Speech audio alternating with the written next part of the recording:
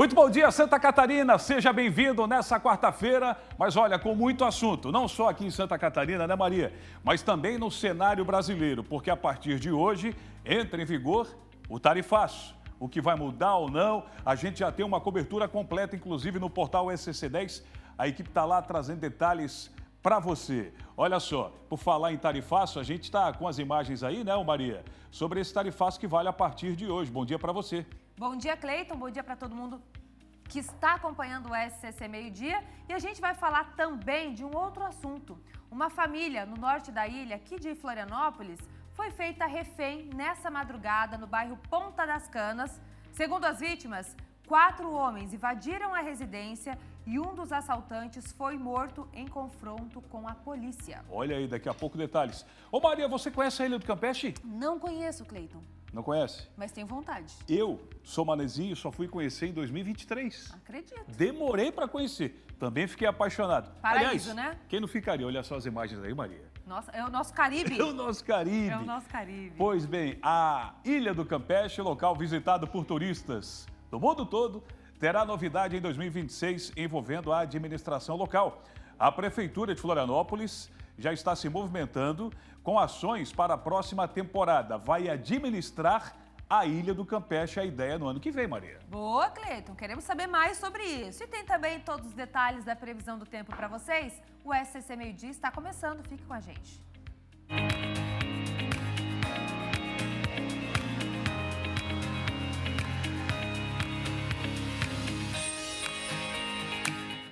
11h02. Muito bom dia para você. Está movimentada a edição de hoje. Fique ligado. Tudo sobre o tarifaço. Daqui a pouco a Sofia Gonzalez vai trazer o que está rolando no portal. A gente tem informação também apurada pela equipe do SCC Meio-Dia para deixar você muito bem informado sobre esse tarifaço, que é o assunto do momento, ou um dos, nesta quarta-feira. Olha só, a gente começa destacando que uma família no norte da ilha, aqui na capital, foi feita refém na madrugada desta terça-feira. Isso aconteceu no bairro Ponta das Canas. A gente recebeu algumas imagens fortes, diga-se de passagem, mas a gente não vai colocar. A gente tem imagem da casa, como é que ficou revirada. Olha só, isso aconteceu nessa madrugada, repito, no norte da ilha. Em relato aos policiais, as vítimas disseram que 4 homens invadiram a residência e levaram uma certa quantia em real, espécie e dólar também. E como se não bastasse, os bandidos deram uma coronhada na cabeça de uma das vítimas, o chefe da família. Esse ficou bastante machucado.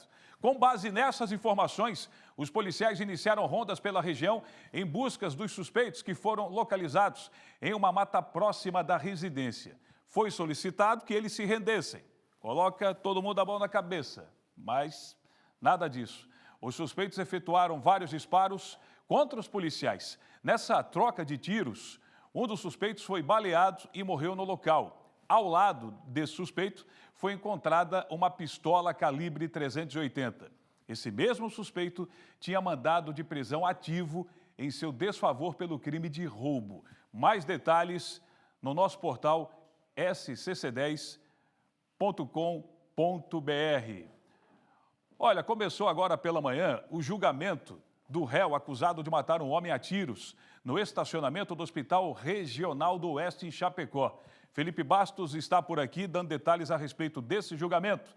Bom dia para você, Felipe Bastos. Chega mais, é notícia de Chapecó para todo o estado. Bom dia, Cleiton. Bom dia para todo mundo que está acompanhando o SCC Meio-Dia. Começou por volta de 8h30 da manhã. O julgamento, então, o júri popular do réu acusado de ter matado com pelo menos 10 tiros um homem no estacionamento do Hospital Regional do Oeste, aqui na cidade de Chapecó. Esse crime foi no ano de 2022 e, na época, gerou bastante repercussão por aqui, viu? O nosso cinegrafista, agora pela manhã, ele esteve no júri popular, fez umas imagens que a gente vai acompanhar agora para mostrar toda a movimentação por lá. Segundo o Ministério Público, o acusado e um comparsa teriam ido até o hospital para emboscar a vítima, que buscava atendimento médico no pronto-socorro.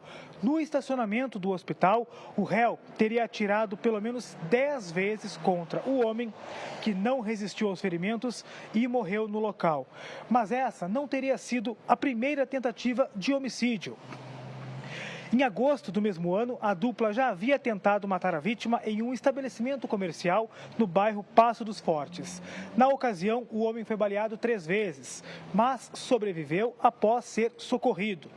O acusado responde por pelo menos 3 crimes: um homicídio consumado e outro tentado, ambos duplamente qualificados por motivo torpe e por dificultar a defesa da vítima.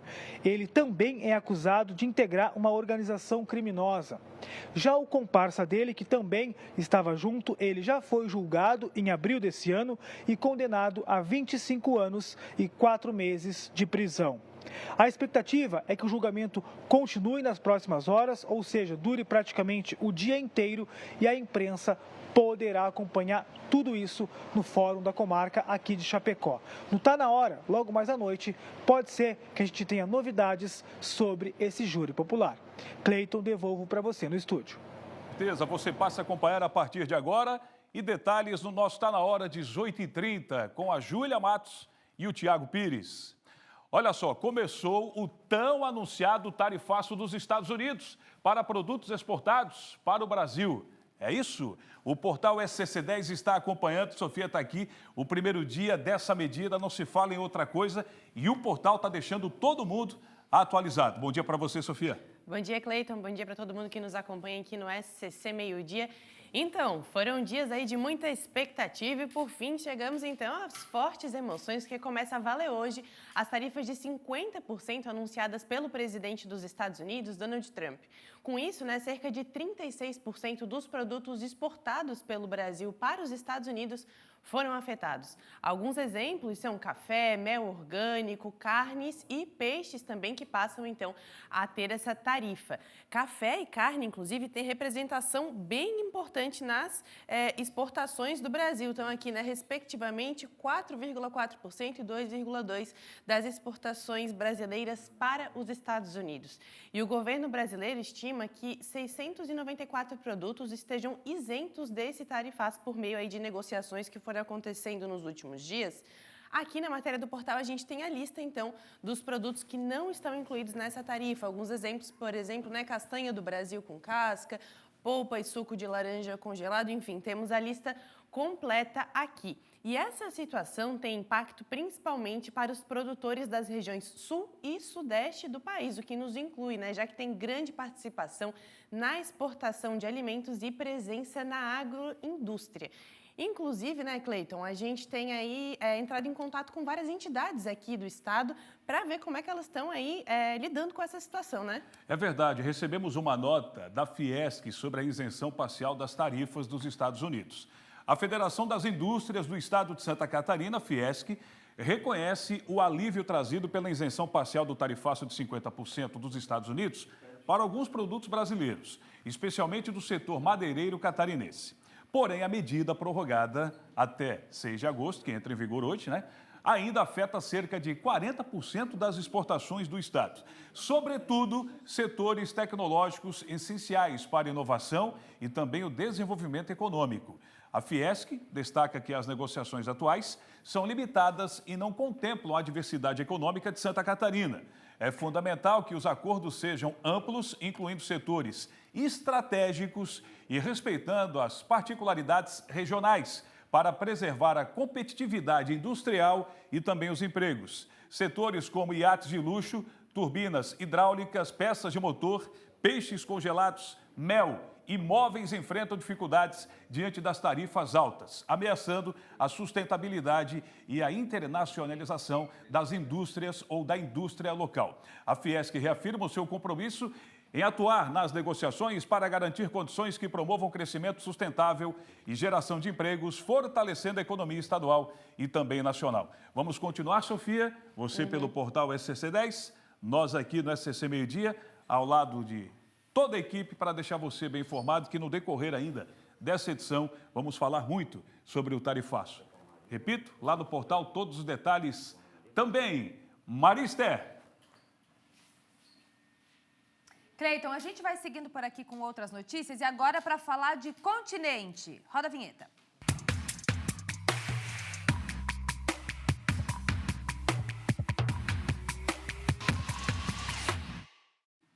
A novela da Rua 7 de Setembro continua em Biguaçu. Uma terceirizada da Casan abandonou a obra em uma etapa que impede outros serviços. O Kaique Guede está ao vivo no local e vai conversar com o vice-prefeito da cidade para tentar trazer uma solução, uma resposta para os moradores. Conta pra gente, Kaique. Bom dia para você. Oi, Maria. Olá a todos que assistem o SCC Meio Dia. A imagem fala por si só. Mostra o tamanho da dificuldade que moradores não só do centro de Biguaçu, mas de toda a região estão enfrentando. Afinal, esta rua é uma importante via, a Rua 7 de Setembro. Ela liga várias partes do município de Biguaçu, que tem aí um comércio muito rico, turismo e, claro, atrai muitas pessoas para morarem na cidade. Ou seja, elas estão prejudicadas após uma empresa terceirizada da Casan simplesmente abandonar a obra, segundo a própria Companhia de Águas e Saneamento de Santa Catarina. O que aconteceu depois disso? A Casan já está buscando alternativas para essa empresa. Repito, a Casan diz que a empresa abandonou a obra literalmente sem nenhuma causa. Um dia trabalhou, no outro já não estava mais prestando o serviço. Só que a etapa, a instalação da rede coletora de esgoto, ela está relacionada à pavimentação. Não tem como colocar o asfalto por cima se embaixo as coisas ainda não estiverem prontas. Por isso eu chamo agora para conversa o vice-prefeito de Biguaçu, Alexandre Souza, que vai explicar de que forma o município trabalha para solucionar este problema. Bom dia, Maria, bom dia, Cleito, e bom dia a todos que estão nos assistindo. Realmente, aqui para os moradores do centro de Biguaçu, na Rua 7 de Setembro, tem sido dias difíceis. E a gente tem tentado conversas constantes com a Casan, que esta obra é uma obra de saneamento da Casan, aqui no município de Biguaçu, e realmente a empresa desistiu dos trabalhos. Ela fez 50% e os outros 50% está aí, como vocês estão assistindo pela televisão e pelas redes sociais do grupo. Então, realmente é bem triste a situação. A prefeitura tem conversado todos os dias. Hoje conversei com o Joel, que é o diretor operacional da Casan, me confirmou que amanhã, 8h30 da manhã, vai estar aqui em Biguaçu. Mas eu quero entender, quero que a população compreenda que nós, município, prefeitura, prefeito Salmir, vice-prefeito Alexandre, estamos fazendo a nossa parte, cobrando todos os dias. Pode ser até taxado de chato pela Casan, mas é uma obra que está nos deixando muito preocupado, que a obra ela realmente parou de vez. Vice-prefeito, medidas legais estão sendo estudadas para que essa cobrança junto à Casan aconteça, até mesmo de forma judicial? Olha, estamos aí com a Secretaria de Planejamento para notificar a Casan. Amanhã teremos uma resposta, né, do diretor operacional se já fizeram um novo contrato com a nova empresa que vai iniciar os 50% das obras que faltam. A obra era para terminar agora dia 31 de agosto. Agora eu vou fazer o seguinte aqui, ó, moradores da Rua 7 de Setembro. Alô, alô? Agora sim, você aí de casa me ouve. Deixa eu conversar com esse morador. O senhor tem um estabelecimento comercial aqui. Sim. E de que forma vê a morosidade desse serviço? Olha, do jeito que está indo, assim, que nós estamos com o nosso comércio, né? Se não continuar do jeito que está essa rua, todo mundo vai fechar os comércios, que não tem como trabalhar assim, né? Lá em cima tem a pizzaria que já está fechando, o restaurante na esquina ali também já está dizendo que não tem mais como trabalhar. Então tá desse ponto aí, cara, que a rua realmente não tem como trafegar mais, né? Senhor, até mesmo para trafegar, como sim, o senhor acabou de falar, seja com carro, uma motocicleta, de bicicleta e a pé, então nem se fala em dias de chuva. Não tem como, não. Aqui nós não temos como trafegar de jeito nenhum, né? Do jeito que tá. Para lá tá pior ainda. Se ir para lá, o senhor vai ver a diferença que tá, os buracos que tem lá, né? Não tem mais como andar de carro para lá. Aqui ainda temos como andar, mas para lá já não dá mais, né? Muito obrigado, vice-prefeito. Eu peço que o senhor, então, esclareça o que eu falei lá no começo. A prefeitura ela não pode fazer o asfaltamento antes de estar tudo resolvido. Bem, não, agora esse 50% que já está pronto, nós já iniciamos os trabalhos. Se você pode ir mais à frente, tem um maquinário já lá da empresa contratada, né, que ganhou a licitação, já estão trabalhando. Esse 50% de asfalto até aqui na rua da Marina Pier 33, esse asfalto já vai começar. O complicado é da Marina até a Praça de Biguaçu. Que é justamente a parte sem a conclusão do serviço. Sem que a empresa abandonou a obra. Então a gente tem conversado com a Casan, né? É uma obra importante para a cidade de Biguaçu, saneamento básico, é uma obra muito esperada, mas o atraso realmente é ridículo. A população está chateada e a gente compreende que a população realmente precisa de uma resposta urgente da Casan. Não podemos ficar nesse jogo de empurra-empurra. E segundo agora o Joel, o diretor operacional, amanhã ele vem em Biguaçu já com a boa notícia da nova empresa que vai assumir essas obras. E a gente pede à Casan que essa obra trabalhe 24 horas por dia, porque o cronograma era dia 31 de agosto e não está acontecendo isso. E a gente entende que a população precisa ser respeitada. E a prefeitura está em cima, o prefeito Salmi, vice-prefeito Alexandre, a nossa equipe técnica está em cima da Casan. Agora estamos indo em direção à parte em que já acontece o asfaltamento e eu aproveito para ler a nota, o comunicado da Casan que disse estar tomando as medidas técnicas e jurídicas para a aplicação das penalidades previstas em contrato à obra que desistiu dos serviços e também já faz tratativas com outras empresas para uma contratação emergencial. A companhia pediu desculpas pelos transtornos e reforça que está tomando todas as medidas cabíveis para a continuidade da obra. Então, agora eu encerro com imagens ao vivo, direto de Biguaçu, da rua 7 de setembro, onde em parte há serviços de asfaltamento, mas lá ao fundo, olha só o quanto nós andamos. O cenário é bem diferente e os moradores cobram uma solução, algo definitivo para essa novela que se arrasta há bastante tempo. Maria?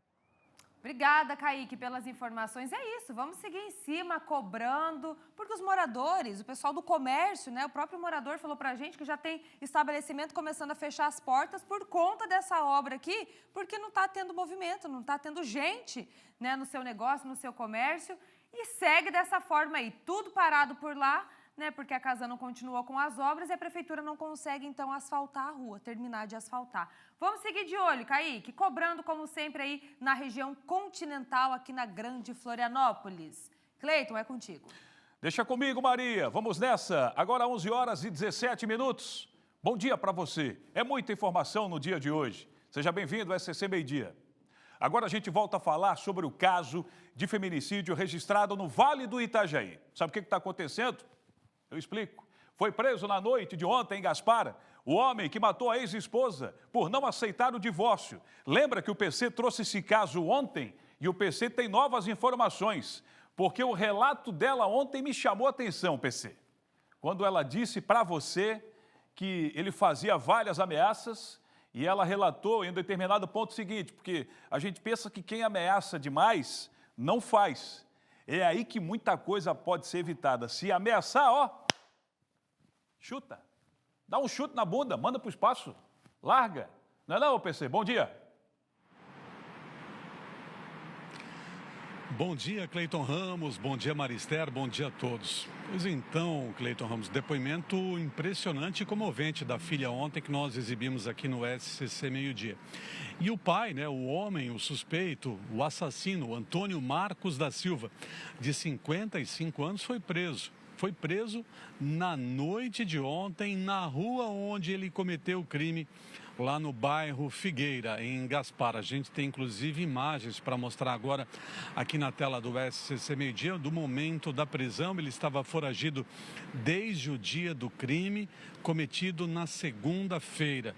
O homem matou a ex-esposa, Dalva Paterno, de 56 anos, para assassinar a mulher com quem viveu por quase 40 anos.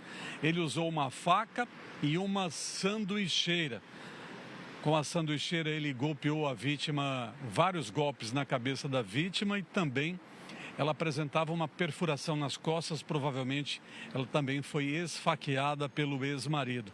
Depois do crime, o Antônio Marcos da Silva fugiu para uma região de mata fechada, Cleiton, ali próximo à casa onde ele cometeu o crime. E por lá ele se escondeu, a polícia militar realizou um patrulhamento, fez uma varredura pela região, mas não conseguiu localizá-lo ontem durante o dia. À noite, ele voltou à cena do crime, Cleiton Ramos. O homem reapareceu quase 36 horas depois de ter matado a ex-esposa e ele estava andando na rua quando os filhos dele o viram. E os filhos do assassino não tiveram dúvida. Na mesma hora, no mesmo momento, eles ligaram para a polícia militar e denunciaram. Disseram para os PMs lá no 190, olha, o meu pai, que matou a minha mãe, reapareceu, saiu do mato. A polícia foi até o local. O homem, quando viu a viatura se aproximando, quando ele viu as viaturas se aproximando, ele ainda tentou fugir, mas dessa vez não foi possível. Não teve sucesso, acabou preso e agora está no presídio regional de Blumenau. Por que ele matou a Dalva Paterno, a mulher com quem ele teve 3 filhos? Porque ele não aceitava o divórcio, ele não aceitava a separação. Foram quase 4 décadas de um relacionamento conturbado, como a filha da Dalva disse ontem aqui no SCC Meio-Dia. Os filhos cresceram vendo a mãe apanhar do pai. Ele era violento, agressivo, tinha problemas com o álcool também. Quando bebia, se tornava agressivo e violento. A Dalva pediu a separação e ele não aceitava. E as coisas só se agravaram, pioraram, quando ela conseguiu o divórcio. Há 3 semanas ela conseguiu o divórcio. E no final de semana ele foi avisado ainda que ela tinha conseguido uma medida protetiva que o impedia. A justiça proibiu ele de se aproximar da Dalva e então ele decidiu matá-la. O advogado da vítima, o advogado que conseguiu ajudá-la no processo do divórcio, fala aqui no SCC Meio-Dia sobre o caso. Estava preocupada com os filhos, estava preocupada com os netos, relatava as questões das agressões, de 38 anos de um relacionamento muito conturbado. Agora, no último dia 16 de julho, que saiu a verbação do divórcio dela, em que eu entreguei para ela, ela ficou muito feliz. Falava, doutor, a partir de agora eu vou viver a minha vida. Tinha muitos sonhos, uma mulher muito trabalhadeira. Trabalhava de noite, durante o dia fazia faxinas e cuidava dos netos ainda para a filha poder trabalhar também. Então, um ser humano, sem sombra de dúvidas, incrível, sempre que podia, estava ali estendendo a mão para os vizinhos, para os filhos. Então esse é o depoimento do advogado que ajudou a Dalva no processo de divórcio. Ela conseguiu o divórcio há coisa de 3 semanas, foi agora, dia 16 de julho. Então o advogado contou que ela estava feliz porque ia conseguir reiniciar a sua vida, né? Queria dar um basta, né, a esse relacionamento agressivo, violento, conturbado. Conseguiu o divórcio, conseguiu a medida protetiva, mas foi morta na segunda-feira e o homem está preso. Agora a polícia trabalha para concluir o inquérito. Ele vai responder pelo feminicídio. Diga-se de passagem, o 4º feminicídio em uma semana aqui no Vale do Itajaí. Nossos sentimentos à família. Voltamos ao estúdio. Cleiton e Maria. Reforço o que você falou, PC, nossos sentimentos aos familiares. 4 décadas ao lado de um monstro, 4 décadas. Não são 4 meses, 4 anos, 10 anos, uma vida inteira. Filhos, netos, e eu fico pensando no trauma psicológico desses filhos que já estão adultos, formados, com seus familiares, tendo que lidar com essa dor a essa altura da vida. Mas que coisa, né, PC? Poxa, relato forte do advogado dessa família, a felicidade dela quando recebeu, olha, agora você está livre. Meu Deus, que coisa mais triste. Deus conforte essas pessoas. Obrigado, PC. Olha, a Polícia Civil de Curitibanos, no Planalto Serrano, está investigando o desaparecimento de uma mulher na cidade de Santa Cecília. O companheiro dela foi preso preventivamente ontem, após encontrar vestígios de sangue na casa. Não só isso, no carro e nas roupas dele também. Mas, pelo amor de Deus, quanta agressão em relação às nossas mulheres. E olha que amanhã é o dia que se comemora a Lei Maria da Penha. Quer dizer, comemora-se não. É um dia importante de conscientização. Que bom que se não existisse ou não existisse a Lei Maria da Penha. Mas, infelizmente, existe e a gente tem que se pegar nela para sempre falar que esse tipo de crime tem que acabar, a punição tem que ser severa, Porque o que mais a gente vê, inclusive, essa moça de Gaspar, minha jovem Xana Marcon, já tinha denunciado o marido por agressão, ele já tinha sido preso, estava solto, conseguiu a medida protetiva e cometeu o crime no dia de ontem, Gaspar. E agora você está trazendo também mais um caso chocante. Bom dia para você. Oi, Cleiton, bom dia para você, bom dia a todos que acompanham o SCC Meio-Dia. Infelizmente, né, mais um caso aí, esse caso de Gaspar, chocante também, e agora esse caso que está sendo acompanhado pela Polícia Civil de Santa Cecília e também de Curitibanos, dessa jovem, a Luziane Borges, de 27 anos, que desapareceu no dia 31 de julho e desde então não foi mais vista na cidade pelos familiares, né? Ela está sendo procurada pela Polícia Civil já desde o dia do desaparecimento, quando os familiares registraram o boletim de ocorrência. Ela foi vista pela última vez andando sozinha na rua, registrado aí por câmeras de segurança. A gente tem essas imagens aí, mostra para vocês as últimas imagens que aparece a Luziane andando aí, ela voltando do trabalho. Depois disso, ela não entrou mais em contato com a família e não teve mais sinal dela. Quem percebeu que tinha algo errado foi a irmã dela, que no dia seguinte, então, dessas imagens aí, foi até a casa da jovem e encontrou pertences dela, como uma mochila e uma jaqueta. Ontem, a Polícia Civil prendeu temporariamente o marido de Luziane, o companheiro dela, depois que foram encontrados vestígios, então, de sangue na casa dele, no carro e nas roupas. Mesmo assim, ele nega envolvimento, né, em algum tipo de suposto crime e, após a prisão, preferiu ficar em silêncio.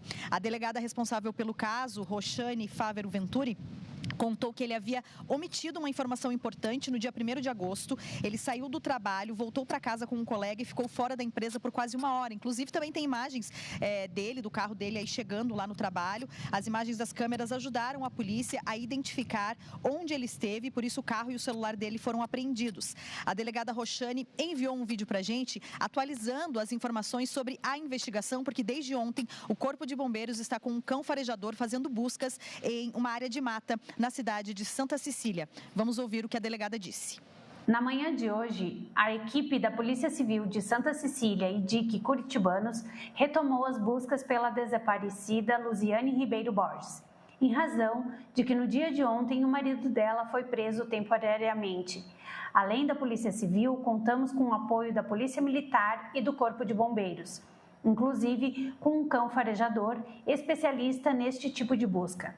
Ainda hoje, o SAER-Sul, helicóptero da Polícia Civil, apoiará nas buscas tão logo as condições climáticas permitam. Buscamos, de toda forma, a elucidação deste caso.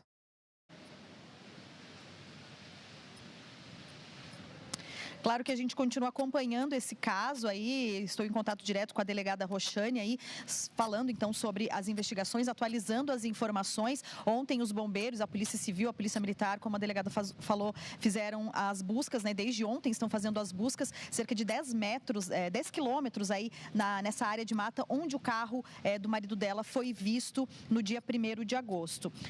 Apesar das investigações, ainda não se sabe exatamente o que aconteceu então com a Luziane, a Polícia Civil continua investigando.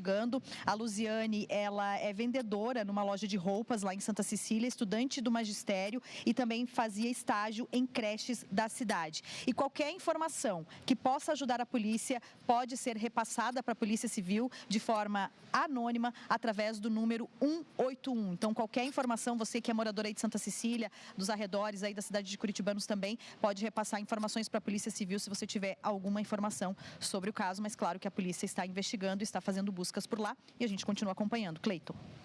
Obrigado, Xana. Nossa solidariedade para essa família que deve estar vivendo uma turbulência sem fim com o desaparecimento dessa jovem linda, estudante, voltando do trabalho, fazendo estágio. Ô, meu pai, até quando? Nós aqui do Grupo SCC SBT estamos fazendo grandes coberturas para tentar diminuir essa estatística.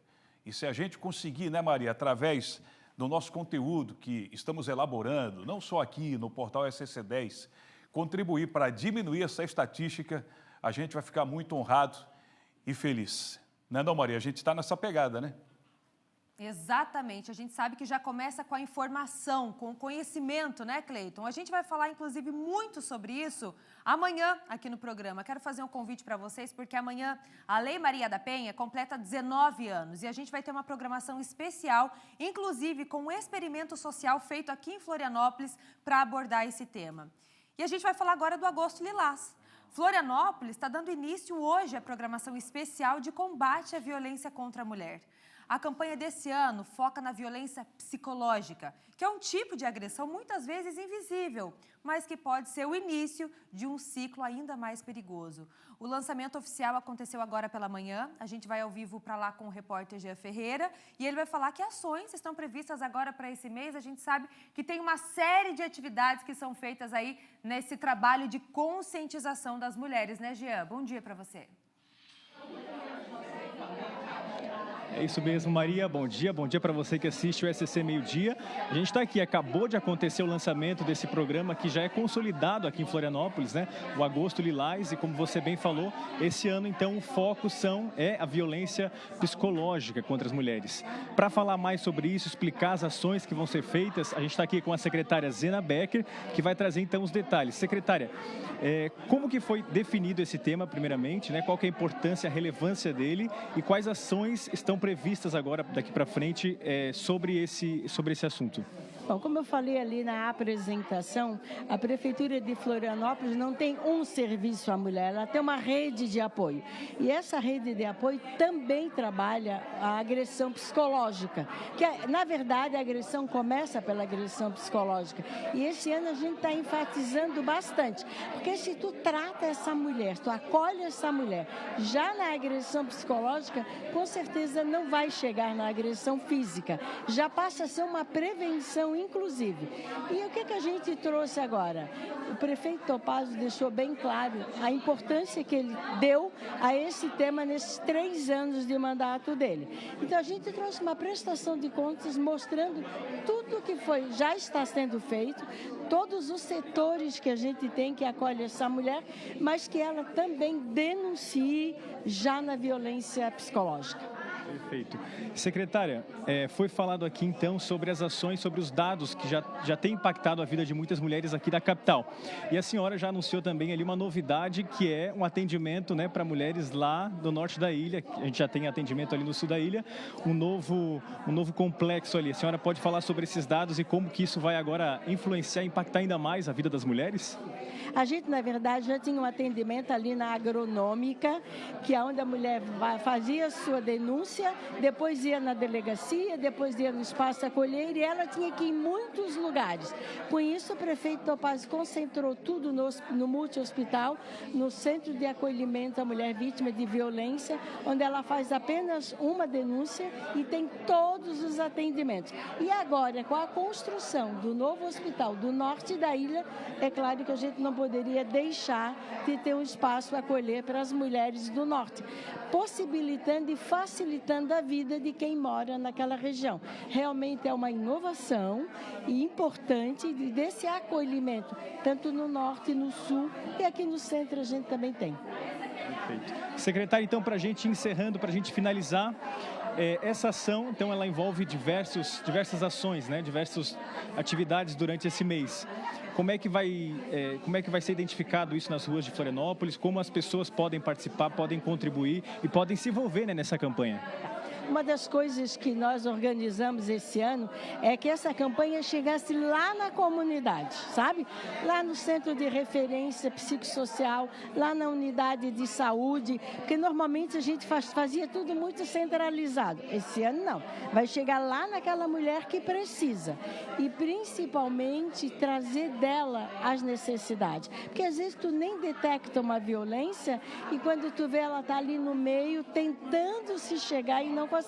Isso é uma das ações que a gente fez. Vale lembrar que a não violência doméstica a gente trabalha o ano inteiro, mas o mês de agosto é o mês da consciência, de dizer, gente, vamos todos numa parceria, todos os órgãos da cidade, como vocês puderam presenciar, estava aqui Polícia Civil, Polícia Militar, Ministério Público, as entidades, os núcleos de mulheres de diversas entidades, numa parceria, numa rede, para que a gente gente possa cada vez mais proteger as nossas mulheres. É isso, muito obrigado, então, secretária Zena Becker. Essas são as informações, então, todas as instituições e os órgãos envolvidos na conscientização contra a violência contra a mulher, né, secretária Zena? A gente vai continuar acompanhando as ações que vão ser realizadas esse mês e a gente continua mostrando aqui no SCC Meio Dia para você de casa, né? E é claro, tem aquela famosa frase, né, que em briga de marido e mulher não se mete a colher, a gente mete a colher e mete a algema também, né, secretária? Muito pelo contrário, todos têm a obrigação de meter a colher e acolher e ajudar essa mulher. Perfeito. Maria, voltamos com você. Campanha do Agosto Lilás, a gente está falando aqui da capital, a gente consegue mostrar, Gia, a camiseta da secretária Zena Becker, porque tem uma frase ali que já dá para a gente começar esse Agosto Lilás também, né? Fala, se te apaga, te isola, ali para baixo eu estava vendo, te controla, é crime, é violência, gente, tem que ser denunciado. Né? Na camiseta dela ali eu estava vendo, das meninas passando ao fundo também, porque esse ano vai reforçar principalmente, olha só, a violência psicológica que muitas mulheres sofrem e nem sabem que estão sendo vítimas. Se te apaga, te isola e te controla, é violência, é crime. Vamos abrir os olhos. Inclusive, eu quero finalizar a participação do Jean falando sobre o Agosto Lilás, perguntando para você. Se você presenciasse, no centro da cidade, uma cena de agressão contra a mulher, o que é que você faria? Você ia participar, ia tentar resolver, ia tentar separar, ia gritar, o que é que você faria? Para e pensa. A gente foi hoje fazer um experimento social no centro de Florianópolis e a gente teve de tudo quanto é reação que vocês imaginam. E a gente vai mostrar para vocês amanhã, aqui no SCC Meio Dia, abordando esse tema muito importante, porque como disse a secretária, como disse o Jean, nosso repórter, em briga de marido e mulher, se mete sim a colher. Cleiton, contigo. Ô Maria, assina embaixo, viu Maria? E eu ajudaria essa mulher a dar um chute na bunda dele. De algum jeito tem que agir, Cleiton. Tem que tirar, porque, ô Maria, eu sei que muitas falam, é o relato, né? De expor a família, de expor o filho, o que a vizinhança vai falar. Olha, qualquer coisa é melhor do que você deixar para os seus filhos uma dor daquele que, se cometeu um crime, isso muda tudo. Então, mas disparado você passar uma vergonha do que o seu filho carregar uma dor de não ter mais você do lado. Como a gente viu as filhas dessa senhora em Gaspar.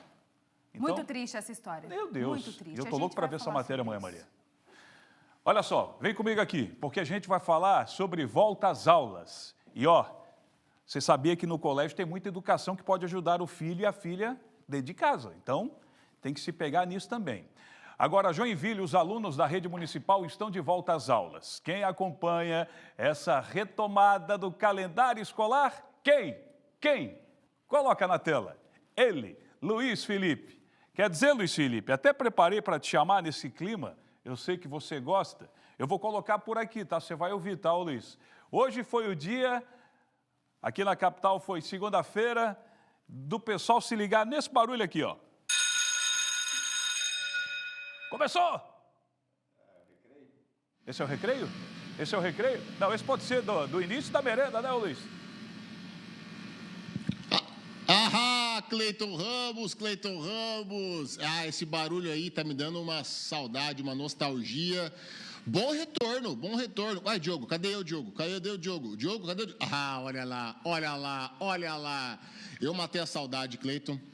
Sentei nessa cadeirinha aqui, confesso que eu ainda tô meio com medo de cair e virar um meme, né? Mas estou aqui segurando firmemente, porque as aulas voltaram em Joinville. Olha só que sala bonita, nós estamos aqui em uma escola no bairro Espinheiros, Escola Luísios. E olha, Cleiton, eu vou te falar que é da... Que pena. Calma, que a gente vai conseguir restabelecer o sinal. Aliás, vendo o Felipe sentado lá naquela cadeira, deu uma saudade, exemplo do Luiz. Não só saudade da sala de aula, mas principalmente, ô Luiz, quando eu conseguia sentar com facilidade numa cadeira dessa. Hoje não dá, não.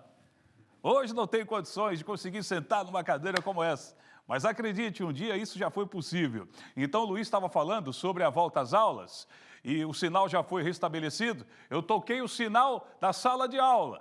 Agora o sinal voltou, o do Luiz. Vai daí, Luiz. Ô, Cleiton, então é o seguinte, eu venho cá, vou pedir licença pra Giana, vem cá, porque já que tu quer tocar o sino, eu vou realizar. Já não tem mais ninguém, né? Já foi todo mundo embora? Então é o seguinte, ó, atenção, atenção. Cleiton Ramos, eu realizei o teu desejo. Toquei o sino aqui no início da volta das aulas aqui em Joinville. Agorinha há pouco, os picurruchinhos já saíram nesse primeiro dia. Eu estou aqui com a Giana, ela que é diretora da Secretaria de Educação. Giana, 166 escolas, né, I6, e também quase 80 mil alunos nessa retomada das aulas. Como é que foi esse primeiro dia? Olha, esse primeiro dia foi muito planejado, né? Nós começamos com 2 dias aí, na segunda e na terça, com formação de professores, alinhamentos para que o segundo semestre ocorra da melhor maneira possível, muito bem alinhado com a comunidade, os alunos e os professores. E aí hoje foi o dia de receber esses picurruchos, essas crianças, esses adolescentes que estavam ansiosos em retornar para a escola. Já fica aquela dúvida, porque eu, Cleiton, quando voltava no primeiro semestre, no segundo semestre, aliás, eu já queria saber quando eram as férias do segundo. Como é que é o calendário letivo de Joinville esse ano? Nós vamos até o final de dezembro, né? Chega no final do ano, ali no mês de dezembro, então as famílias recebem. Tem a questão do aluno que ficou faltando um pouquinho de nota, que tem os exames finais ainda. A educação infantil tem um calendário um pouquinho mais estendido, porque muitos pais trabalham e a gente tem o tempo integral, as creches que atendem esses alunos. Então, tudo isso, mas no dia 19 de dezembro, então, encerra todas as atividades nas nossas unidades escolares. E aí, no mês de dezembro, acontece da mesma maneira que acontecia quando nós éramos alunos. Os alunos que já estão com notas acabam parando um pouquinho antes, mas tudo isso é avisado para as famílias e para os alunos. E, Giana, eu vou te falar que eu não era desses alunos, não, que saía antes, viu? Eu sempre ficava até o final. Giana, muito obrigado. Vamos mostrar mais um pouquinho, Diogo. Essa escola aqui no bairro Espelhos recebeu hoje uma ampliação, né? Tem uma quadra nova que foi feita e teve o bom retorno às crianças, aos alunos aqui de Joinville. E para terminar, Cleiton Ramos, eu vou entrar de novo, meu bem, desculpa, eu vou entrar de novo, vou invadir tua sala, porque eu vou tocar de novo, Cleiton. Eu vou realizar o meu sonho e o teu sonho. Atenção, Cleiton Ramos, é com você. Toca. Oh, saudade. Não é à toa, Luiz, que eu gosto muito, e você também, de uma boa festa dos anos 80. Oh, flashback. No carro é só flashback, para a gente reviver. Não é não, Luiz? Obrigado, tempo bom, hein? Meninada, aproveita, daqui a pouco você volta. Luiz Felipe, grande Luiz e Diogo Kleiman, direto do estado. Vem comigo aí, norte do estado, né? Vem comigo aí para a gente mostrar o cenário agora das pontes. Vamos abrir a janela aqui no SCC Meio Dia? Pode colocar como é que está o cenário agora aí. Olha, 11h42, nesse exato momento, tempo nublado na capital. O sol está aparecendo, 18 graus. A temperatura, falar em temperatura, tempo... Em instantes, a Marister vai trazer a previsão do tempo completa. Nesta quarta-feira, aqui no SCC Meio Dia, que segue com você, Marister. E eu chego com um recado daqueles, hein? Tá acabando a sua chance de colocar 2 Fiat Toro na garagem. Então, para tudo, aponta a câmera do seu celular para esse QR Code aqui na tela e garanta agora a sua telecena de paz. Olha só o que te espera no palco do SBT. Diz aí, como o pai reagiria se ganhasse todos os prêmios do Painel do X da Telecena? Mandaria bom dia em todos os grupos? Juntaria a família no sofá para ver o Painel do X? Entraria em ritmo de férias? Olharia com orgulho para a garagem de casa com 2 carros zero?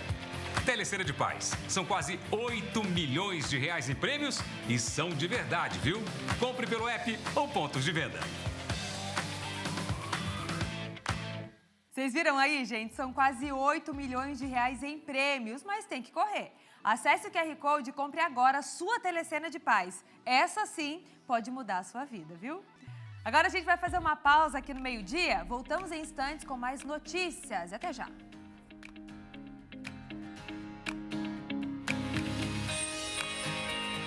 Santa Catarina, bom dia para todo mundo. Daqui a pouco vai ser boa tarde, depois do meio-dia. Vai almoçar? Que bom. Obrigado pelo seu carinho, pela sua audiência. Em instantes, tudo sobre o esporte de Santa Catarina. Aliás, hoje, nós vamos conhecer uma turma animada que faz atividades nas praias, oferecendo incentivo para você que está em casa com aquela preguiça de dar uma exercitada nestas temperaturas mais baixas.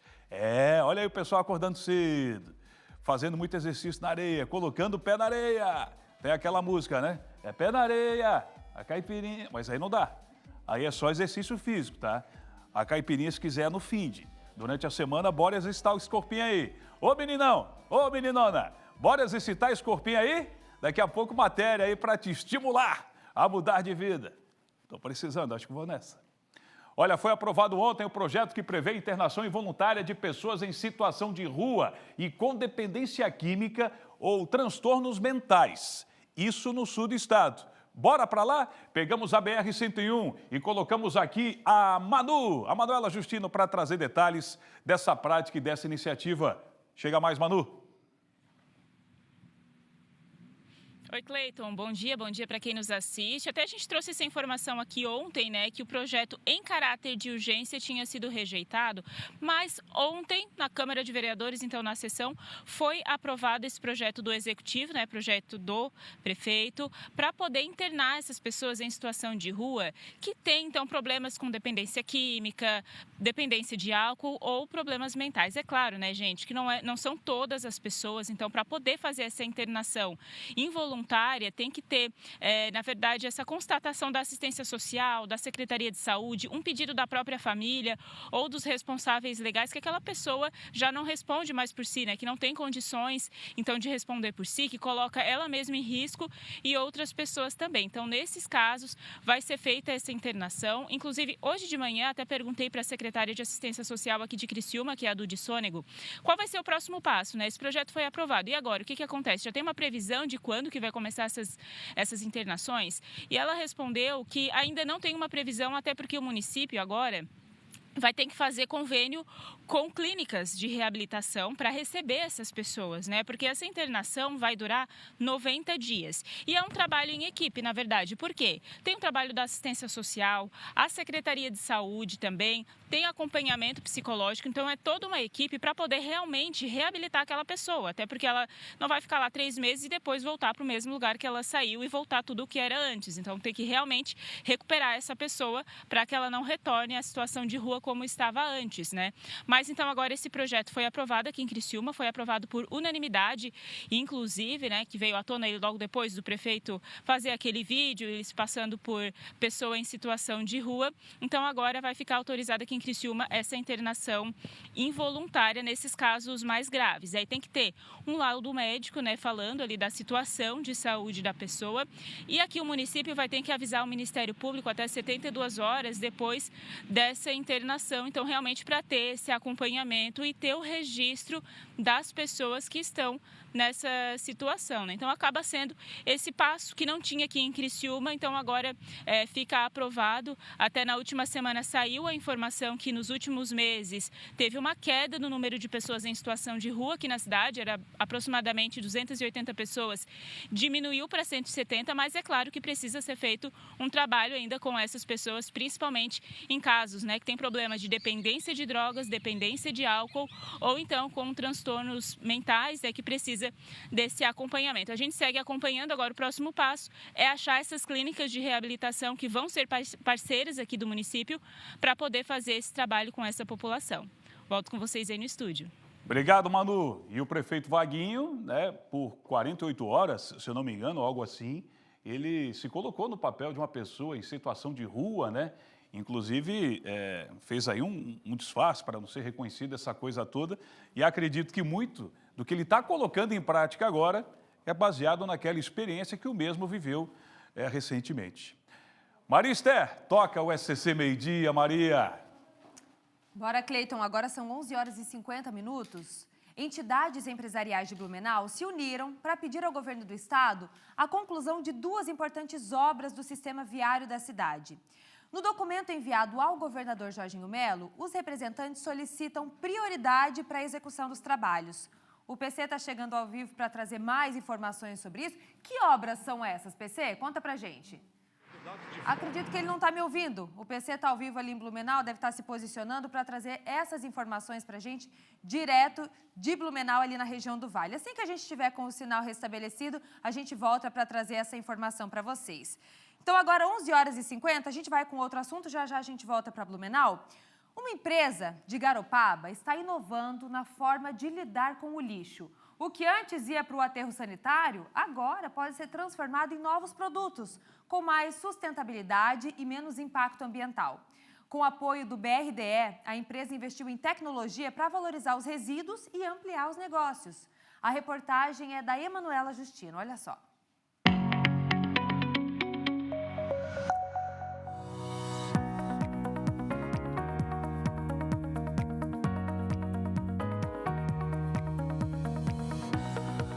Essa empresa de Garopaba faz a coleta de lixo em 3 cidades.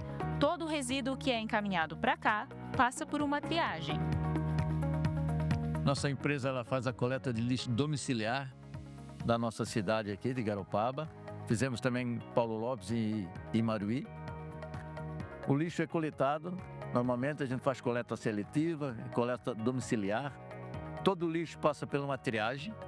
Nossa triagem aqui, trabalhamos aqui 16 horas nessa triagem. No inverno, são coletadas em média 60 toneladas por dia. Já no verão, com o aumento do número de turistas e, consequentemente, o aumento do consumo, essa média mais que dobra, podendo chegar a 150 toneladas por dia. Desse volume, somente 35% é reciclado. Os outros 65% são levados ao aterro sanitário. O que vai para o aterro são materiais que não podem ser reciclados ou que não têm valor econômico, como plásticos e alumínios com restos de comida, isopor e bolsas plásticas. Além da empresa não ganhar com essa parte do lixo, esse material rejeitado ainda causa poluição atmosférica e prejuízos aos lençóis freáticos. Quando o resíduo vai para um aterro sanitário, um resíduo doméstico, urbano, ele passa por um processo de decomposição, né? Degradação. E nesse processo, a gente chama de decomposição anaeróbica, as bactérias vão transformando a parte orgânica do resíduo em gás metano. E o metano ele tem um poder prejudicial à atmosfera 25 vezes superior ao CO2. E um outro ponto também nessa decomposição é a produção do chorume, é aquele líquido, né, que é um lixiviado que acaba infiltrando no solo. Se você não tiver um aterro com uma robustez em termos de projeto, de engenharia para evitar isso, ele acaba infiltrando no solo e contaminando lençóis freáticos. Por isso, a empresa decidiu buscar o auxílio do BRDE, que é o Banco Regional de Desenvolvimento do Extremo Sul, para investir em uma usina de valorização de resíduos sólidos. O material gerado dessa parte é chamado de composto biosintético industrial. A gente fez um projeto, encaminhamos ao BRDE e foi aprovado, né? E hoje a gente está usando os recursos do BRDE para a construção dessa empresa. O BRDE oferece linhas de financiamento a empresas de diferentes segmentos que buscam alavancar os negócios por meio de maquinários, insumos ou capital de giro. O BRDE ele apoia todas as atividades produtivas, né? Então, qualquer empreendedor que tenha um investimento a ser desenvolvido, ele pode procurar o banco, seja na área de infraestrutura, indústria, serviços. E na parte de geração de resíduos, como é a Resambe Reciclagem, é esse tipo de investimento que nos interessa bastante. Agora, com essa nova tecnologia, vai ser possível pegar a parte do lixo que não ia ser reciclada, ou seja, tudo aquilo que ia para o aterro, e transformar em outros produtos, como, por exemplo, materiais similares à madeira, óleo e outros componentes que vão ser reaproveitados. Com isso, a empresa vai obter lucro com o que antes ia ser descartado no aterro e, claro, também tem a questão da preservação ambiental. O que seria considerado rejeito e iria para um aterro sanitário, a Exame vai estar transformando em um combustível sólido para você usar em caldeiras, para geração de energia térmica. E aí vem como uma alternativa ao uso de biomassas e combustíveis fósseis. Esse é o produto que vai ser extraído aqui desse projeto. Com o trabalho feito pela usina de valorização dos resíduos sólidos, a empresa tem vantagem competitiva e mais possibilidades de ampliação dos serviços também. A gente pode utilizar em diversos tipos de aplicações, seja na área de construção civil, logística, no agronegócio. Ele é um material substituto à madeira. Outra possibilidade do CBSI é ser usado como uma matéria-prima para a produção de óleo. Um óleo bruto que pode passar por um processo de craqueamento e tornar, por exemplo, em gasolina ou um diesel, né? E ainda pensando na preservação ambiental, o objetivo é que toda a energia da empresa seja gerada por placas solares. Aí com isso a gente fecha ecologicamente perfeito, né? Que a gente produz. deixa de enterrar o lixo, aproveita o sol para produzir energia e assim a gente faz uma vida melhor para o mundo, né? A exemplo da Resambi, com o incentivo do BRDE, empresas têm a possibilidade de melhorar o produto ou serviço oferecido. E quem ganha com isso são todas as partes envolvidas: empresários e sociedade. Um exemplo que deu certo e um exemplo que nos interessa muito pela sustentabilidade que o projeto vai proporcionar para a empresa e em relação ao ambiente que ela está inserida.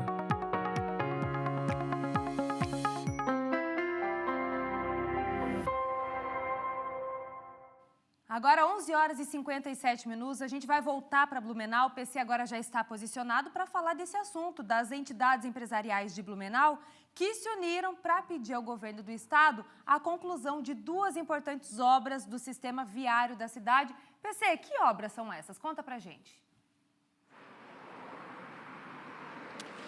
Conto sim, Marister. Uma delas é a retomada e a conclusão do prolongamento da Via Expressa. Só para se ter uma ideia, Marister, do tamanho do atraso, essa obra que liga a BR-470 até ao pé da Serra da Vila Itopava, aqui em Blumenau, projeto de 15 quilômetros de uma estrada nova, a ordem de serviço para a construção desta obra, a ordem de serviço foi assinada em 2014. 11 anos depois, apenas 3 quilômetros dos 15 prometidos foram entregues até agora. E essa é considerada uma obra extremamente importante para a mobilidade urbana, para o sistema viário de uma região que não para de crescer aqui em Blumenau. Aumento populacional, aumento da frota de veículos. Então, uma das obras reivindicadas é a retomada e a conclusão do prolongamento da Via Expressa. E a outra obra importante também reivindicada é a duplicação da rua Dr. Pedro Zimmermann, que é também outra rua importantíssima, artéria importante do sistema viário da região norte da cidade. O documento enviado ao governo do estado foi assinado por 6 entidades aqui em Blumenau. E na carta, o pessoal é bem direto e objetivo. Eles pedem, reivindicam, eles pedem para que o governo priorize, agilize, viabilize as obras do prolongamento da Via Expressa e também da duplicação da Dr. Pedro Zimmermann. Vou conversar agora com o empresário e presidente da AMP, a Casa do Empreendedor aqui em Blumenau, Dr. Demócrates, fala com a gente, nome de desembargador. Tudo bem, abençoado? Por que as entidades então resolveram agora bater na porta do governador e dizer: governador, cidade precisa dessas 2 obras? Bom dia. Bom dia a todos. A gente quer, com essa carta, com essa nota pública destinada a esses 2 avanços para a nossa cidade, que obviamente já deveriam estar cumpridos e concluídos, a gente quer juntar forças com o poder público municipal. Também contamos com a força da nossa bancada de deputados estaduais na Alesc, mas o mais importante, a gente quer que isso seja concluído. A gente quer dar essa fluidez no fluxo de veículos de uma região que cresce assustadoramente na nossa cidade. Aliás, é a única que tem esse crescimento vertiginoso, tanto de moradias, né, quanto de indústrias. E a conta é simples. O prolongamento de 3 quilômetros saiu em 10, 11 anos. Ainda faltam mais 12, falta finalizar esse de 3 quilômetros e faltam mais 12. E se a gente colocar uma regrinha de 3, em 2065, a gente vai estar com isso pronto. É óbvio que a gente não quer contar com essa possibilidade e também não queremos olhar o passado, o que aconteceu. A gente quer olhar para o futuro. As entidades do Conselho de Entidades estão reunidas, estão trabalhando pesado para o progresso da nossa cidade. Praticamos a política, sim, a política empresarial. E isso tem ajudado muito a nossa cidade, com o esforço conjunto dessas 6 entidades que estão trabalhando por esse progresso. Bom, próximo passo das entidades é conseguir uma audiência com o governador. A gente já conseguiu, viu, Maria Esther e Cleiton Ramos, enquanto a gente mostra imagens aí da Via Expressa, né, o Felipe Andrade separou algumas imagens, a obra está paralisada nesse momento, o prolongamento da Via Expressa. Eu tenho aqui já uma nota do governo do estado para trazer para a cidade. A Secretaria de Infraestrutura e Mobilidade informa que avançam as tratativas para vencer os entraves burocráticos para a finalização das obras de duplicação, do prolongamento e obras de Artem no trecho de 3 quilômetros no prolongamento da SC 108, a via expressa em Blumenau. Vencida esta etapa, o que deve ocorrer ainda este ano, os trabalhos poderão ser retomados para a conclusão deste segmento, dos 3 quilômetros, mas a gente lembra que o projeto, o que foi prometido, é um prolongamento de 15 quilômetros da 470 até o pé da serra da Vila Itopava. E sobre a duplicação da rua Doutor Pedro Zimmermann, o governo diz que esse é um estudo que está sob análise, é um projeto que está sob análise na Secretaria de Infraestrutura do Governo do Estado. Agora, vamos lá. Essas são as respostas do governo do Estado, né? Pela força econômica que Blumenau representa hoje, é preciso cobrar agilidade para que essas obras saiam do papel. A nota pública, ela tem esse sentido, né? Sensibilizar o nosso governador, querido Jorginho Melo, que está com programas maravilhosos aí de estrada boa. Eu acho que a gente tem que fazer estrada nova também e também estrada duplicada, que é o que especificamente esse pedaço da nossa cidade precisa nesse momento. A gente quer sensibilizar com a força do empresariado local para que essas ações sejam tomadas e sejam priorizadas. Ninguém quer jogar culpa no passado, PC e seus telespectadores. A gente quer construir um futuro melhor. E por isso a gente está unido, enquanto Conselho de Entidades, para trabalhar nesses temas. E é óbvio, vamos tentar uma agenda com o governador, vamos sentar com o governador, talvez aqui até em Blumenau, colocar o governador dentro de um carro e às 8 da manhã vamos passar na Pedro Zimmermann ali, para ele sentir na pele o que é. Obviamente, a gente quer que a gente seja atendido, né? Então, governador Jorginho, vai ser muito bom você vir aqui, se você puder, senão nós iremos em comitiva aí conversar com o senhor. Queremos agilidade nas obras aqui, tanto da duplicação da Pedro Zimmermann, quanto dos 15 quilômetros aí da nossa via expressa. É por isso que as entidades estão se unindo aqui em Blumenau, estão dando as mãos, unindo forças para sensibilizar o governo sobre a importância dessas obras. Então, o SCC-SBT também se une a essa campanha. Conte conosco, viu, para a gente conseguir atingir esses objetivos. Muito obrigado, PC, muito obrigado a SBT, SCC. Eu acho que vocês são fantásticos na comunicação que vocês fazem e sempre olhando para o futuro de uma maneira positiva, um sinal demais para a nossa região, para a nossa cidade. Queremos o progresso. E vamos unir forças, então, pode contar com a SCC e SBT, a TV mais querida de Santa Catarina, junto aí nessa demanda por mais obras de mobilidade urbana aqui em Blumenau. Alô, governador!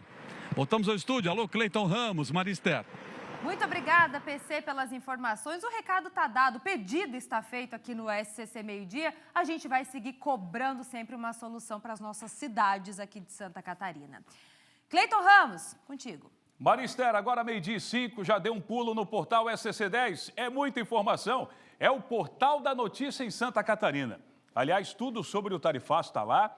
E você pode acompanhar também o SCC Meio-Dia. Dá um pulo lá. Olha só, você abriu o portal, né? Tanto aqui no computador ou também na palma da sua mão. Você que tem o aplicativo. Clique em ao vivo, SCC SBT, vai aparecer a janela, clica aqui, ó. Olha aí, já acompanha lá. Dá um delay porque eu chamei agora. Nesse momento a gente tem mais de 2.000 pessoas acompanhando o SCC Meio-Dia no YouTube, quase 2.100. Obrigado pelo carinho. Aproveita, faça a sua inscrição, ó, já passou de 100, 2.103. Faça a sua inscrição. Hoje a gente tem 867 mil inscritos. Quando termina o SCC Meio-Dia, você corre para o YouTube. Lá tem a edição completa, tem todos os quadros, tem o esporte que está chegando daqui a pouco, com a Angélica Varaschini. E quando termina a tarde é nossa, é a mesma coisa. E o Tá Na Hora também. Então todo o nosso conteúdo está lá. E tudo, claro, sobre o tarifaço e também sobre os atos que aconteceram no último final de semana, que pedem a anistia e também atos a favor, né, daqueles que pedem a continuação da prisão do ex-presidente Jair Bolsonaro e outros que querem a soltura dele. E após a prisão do ex-presidente Bolsonaro, a oposição tenta pautar a anistia aos envolvidos nos atos de 8 de janeiro e o impeachment de Alexandre de Moraes. O senador Espiridião Amin defende a votação da anistia e critica o inquérito interminável do ministro. Acompanhe o que disse o senador Espiridião Amin. Tivemos hoje um dia de muito trabalho, muito esforço. Em primeiro lugar, para defender aquilo que é importante para o Brasil. A votação da anistia, a não aceitação desta inquisição interminável liderada pelo ministro Alexandre de Moraes, e por isso tivemos que fazer obstrução. Acho que amanhã as coisas começam a melhorar para o bem do Brasil. E conseguimos mais 3 assinaturas para o requerimento de abertura do processo de impeachment. Ou seja, faltam 3. Estamos chegando. Já a senadora Ivete Silveira também se posicionou para justificar a assinatura favorável ao pedido de impeachment do ministro Alexandre de Moraes. Acompanhe. Brasileiros e catarinenses, ao longo da minha trajetória, aprendi a política se faz com coragem, com serenidade e com firmeza. E é em nome desses princípios que venho a público para comunicar que assinei de forma favorável o pedido de impeachment do ministro Alexandre de Moraes. Antes de tudo, quero dizer-lhes que minha decisão não se baseia em insultos ou ataques pessoais. São inaceitáveis e as ofensas e até xingamentos exigem respeito e dignidade, seja pelo cargo que ocupo legitimamente, seja pela minha trajetória. Minha decisão se baseia em fatos, em uma conduta que, infelizmente, tem revelado um padrão inaceitável de abusos e de extrapolação dos limites constitucionais. Não aceitei ser senadora da República para baixar a cabeça ou ser intimidada. Fui eleita pelo voto popular de Santa Catarina, com a confiança de milhares de cidadãos que esperam de mim postura, dignidade e defesa da verdade. E é isso que estou fazendo. Minha assinatura é um gesto de coerência, um recado de que nós, parlamentares, não podemos nos calar diante de abusos e que ninguém está acima da lei. Já a CIF, a Associação Empresarial de Florianópolis, também se manifestou. Em nota, a gente tem aí preparada a nota, se quiser encher a tela, por gentileza, a entidade alertou para os impactos que a instabilidade política pode causar na economia local e nacional.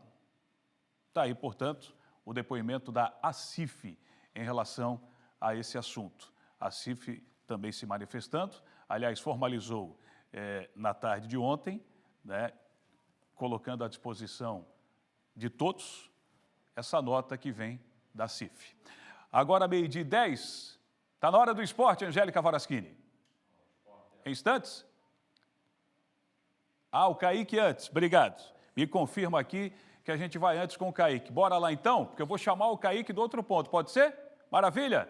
Vamos lá, agora a gente vai contar para você uma história que começa com, adivinha, com falta de honestidade. Começa assim, mas demonstra muita honra por parte da vítima. A gente tem a vinheta do Kaique, então pode rodar. Vamos lá, uma mãe e 2 filhas que demandam atenção especial perdeu o salário do mês todo. E o Kaique Guede foi em Santo Amaro trazer para a gente essa história. O Kaique está ao vivo, é isso? Ao vivo. Vem daí, Kaique. Oi, Cleiton, um forte abraço a todos que assistem o SCC Meio Dia. Estou no bairro Sul do Rio, cidade de Santo Amaro da Imperatriz, para conversar com esta família. A Fabiana, a Chauane e a Evelyn. Olha só o que aconteceu com a Fabiana. Fabiana foi ao mercado junto com as filhas e, de repente, ela vê a bolsinha em que estava o dinheiro do mês todo. Mostra a bolsinha aí, Fabiana. Ser perdida. Só que essa bolsinha, apesar de estar aqui, está sem o dinheiro. É o que ela vai explicar agora pra gente. A gente desceu, a gente foi primeiro no mercado de Santa Amaro, compramos umas coisas lá, entramos no carro e eu dei essa bolsinha dentro do carro para minha filha, a Evelyn, que tirou o tumor. Só que como ela está com um pouco de sequelas de memória e coisa, ela não ouviu eu falar: minha filha, pega a bolsinha e bota dentro da carteira da mãe, da outra bolsa. E aí ela não ouviu e ficou em cima da perna dela. Aí no que a gente foi no mercado do Comprão, o atacadista de Santa Amaro, que a gente desceu, como ela não ouviu, que eu falei para ela guardar isso aqui, ela desceu do carro normal, saímos, nós três, entramos no mercado, pegamos o carrinho, fizemos as nossas compras e voltamos para casa. Quando chegou aqui no quintal, antes de a gente até descer a compra, ela foi tirar a bolsa e disse: mãe, a carteirinha tá com a mãe? Eu disse: não, minha filha, a mãe deu para ti no mercado. Fabiana, e o que chama a atenção? A carteirinha, ela foi devolvida. Vocês, então, receberam essa notícia por parte dos funcionários do mercado, só que já estava sem o dinheiro. Uma vaquinha foi feita. Chegou-se ao valor que estava dentro da carteira, ou seja, o prejuízo. Aí vocês lembram que eu falei sobre a honra dessa mulher aqui? Porque entramos em contato com ela e ela não quis continuar com essa vaquinha em aberto. A Fabiana tem 2 filhas que demandam essa atenção. A Evelyn teve um câncer, está em tratamento, melhor dizendo. A Chauane, ela faz todo um acompanhamento em virtude de outras questões. E eu quero agora, Fabiana, que você deixe uma mensagem para, eventualmente, aquela pessoa que possa ter achado o dinheiro da senhora. O que eu deixei de recado e quero deixar aqui é que essa pessoa, o meu intuito até no vídeo, era da pessoa se conscientizar e devolver. Porque era o meu salário do mês todo para pagar as contas, na graça de Deus, que a reportagem a gente arrecadou, tá? Então, hoje, eu quero dizer que a pessoa, quando não é dela, devolva, meu Deus, devolva, que você não sabe o que tá, quem é o próximo, se está precisando, se não está, e mesmo se não tivesse, não é seu, devolva. Que por trás disso tudo tem uma história, tem uma família, tem tudo.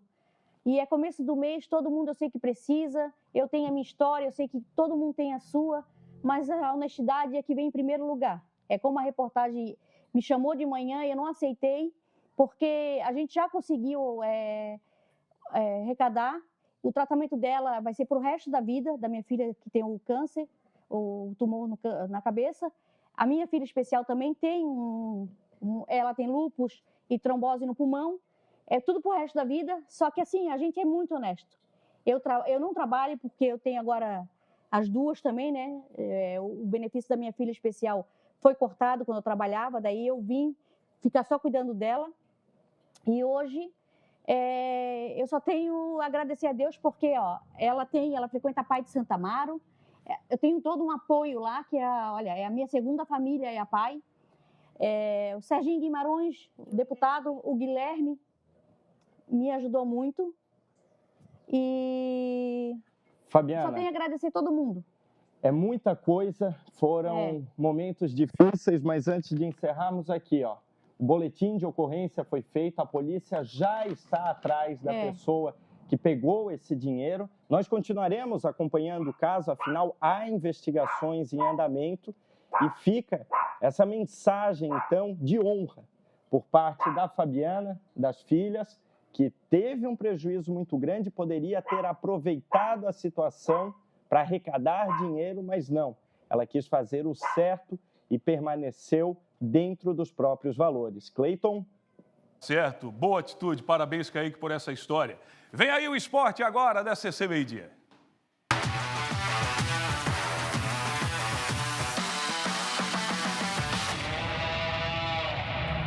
Boa, Cleiton! Olá para você que está em em casa, bora falar de esporte agora aqui no SCC Meio-Dia, porque nesta terça-feira o Criciúma apresentou o seu terceiro uniforme para a temporada de 2025. É a nova camisa do Tigre, que faz parte da coleção especial Volta Anos 90. Olha só, ela é toda preta, né? Predominantemente preta, com os detalhes em amarelo, a golinha polo, gola V, os detalhes em amarelo na manga, também na gola, e tudo isso, né, que traz todo esse tema dos anos 90, né, com grafismos geométricos também inspirados nos anos 90. Então, lançada também a camiseta aí do Criciúma, a gente já tinha falado das camisetas número 3 do Avaí, e agora do Criciúma, olha só, com a marca, claro, de quem faz, e todo esse clima dos anos 90, 1947, ali a data do Criciúma, em destaque também na gola V. Isso fora de campo, porque quem também foi apresentado ao torcedor carvoeiro foi o goleiro Axel, de 32 anos, que recentemente estava defendendo as cores do Águia de Marabá.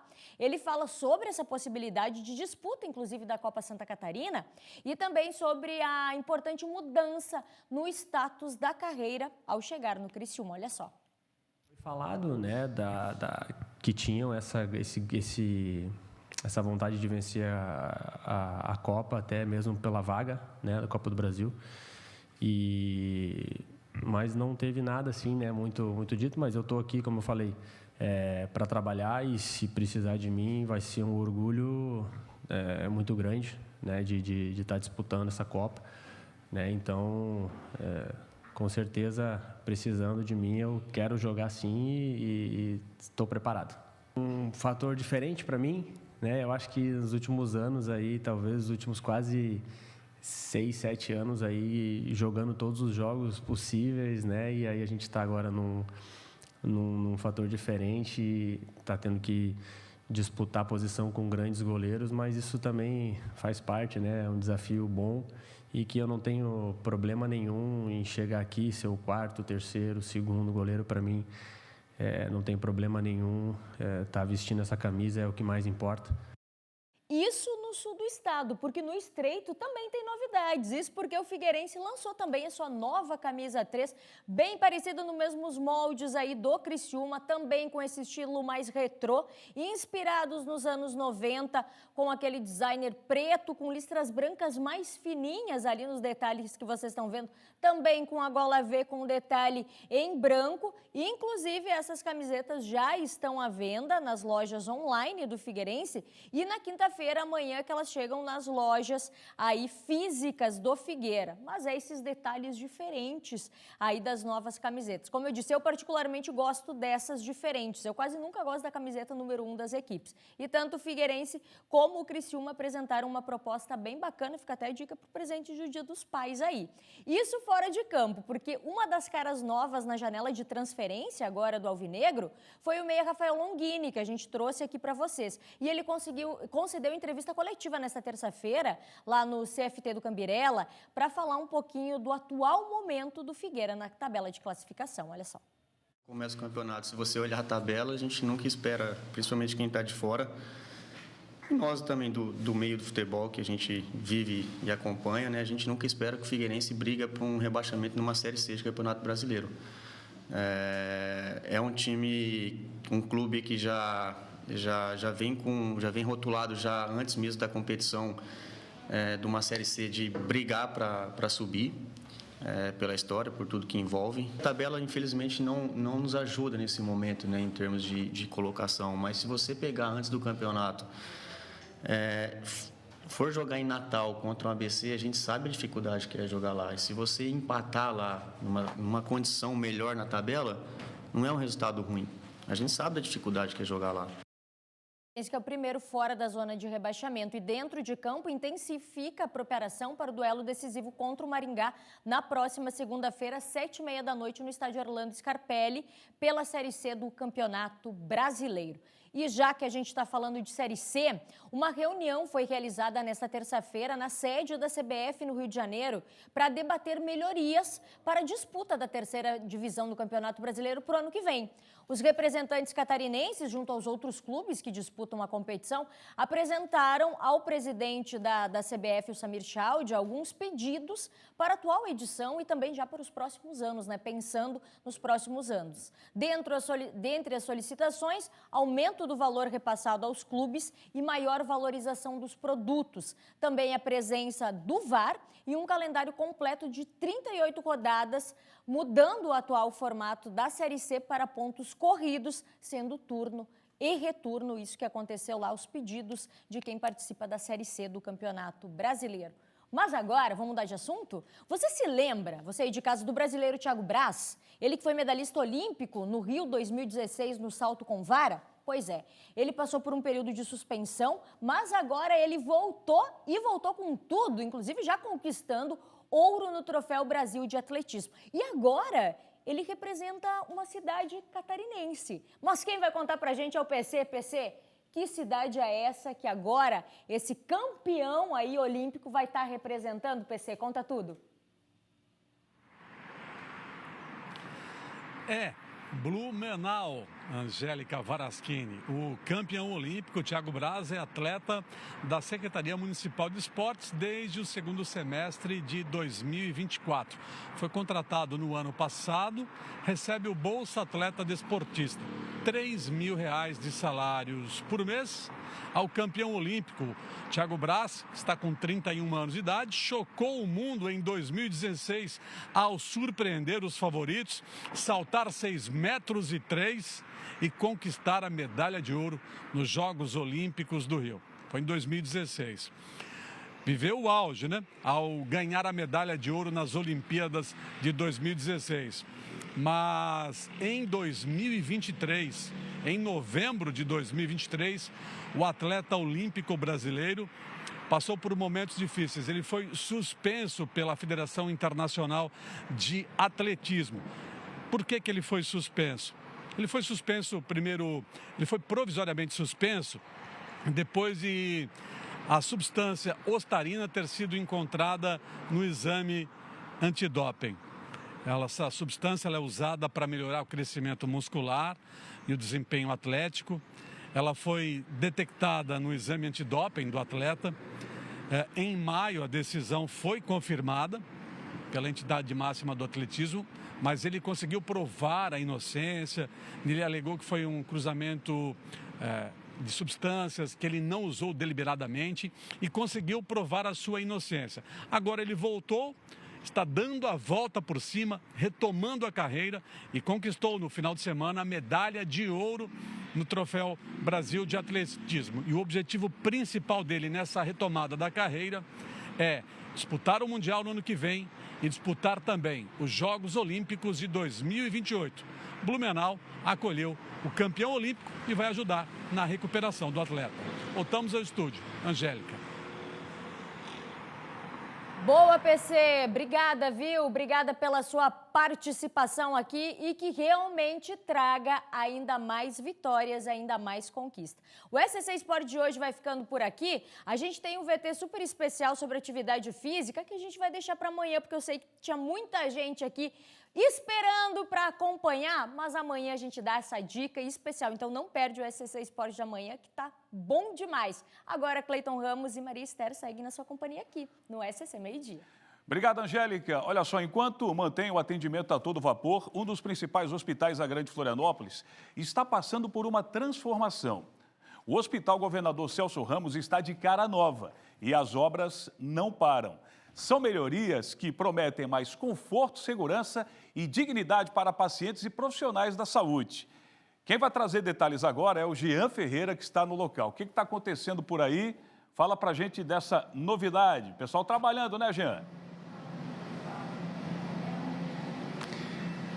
É isso mesmo, Cleiton Ramos. Normalmente a gente noticia aqui, né, a dificuldade na saúde, né, com muitos atendimentos, mas hoje a gente tem uma notícia boa aqui do Hospital Celso Ramos, que está em obras. A saúde está em obras aqui no Hospital Celso Ramos. As obras acontecem já aí no mutirão da Secretaria de Saúde desde 2023, né? Então, vários hospitais sendo transformados, sendo melhorados, né, para atender com mais qualidade, claro, quem procura atendimento e também para servir, né, aqueles que trabalham aqui.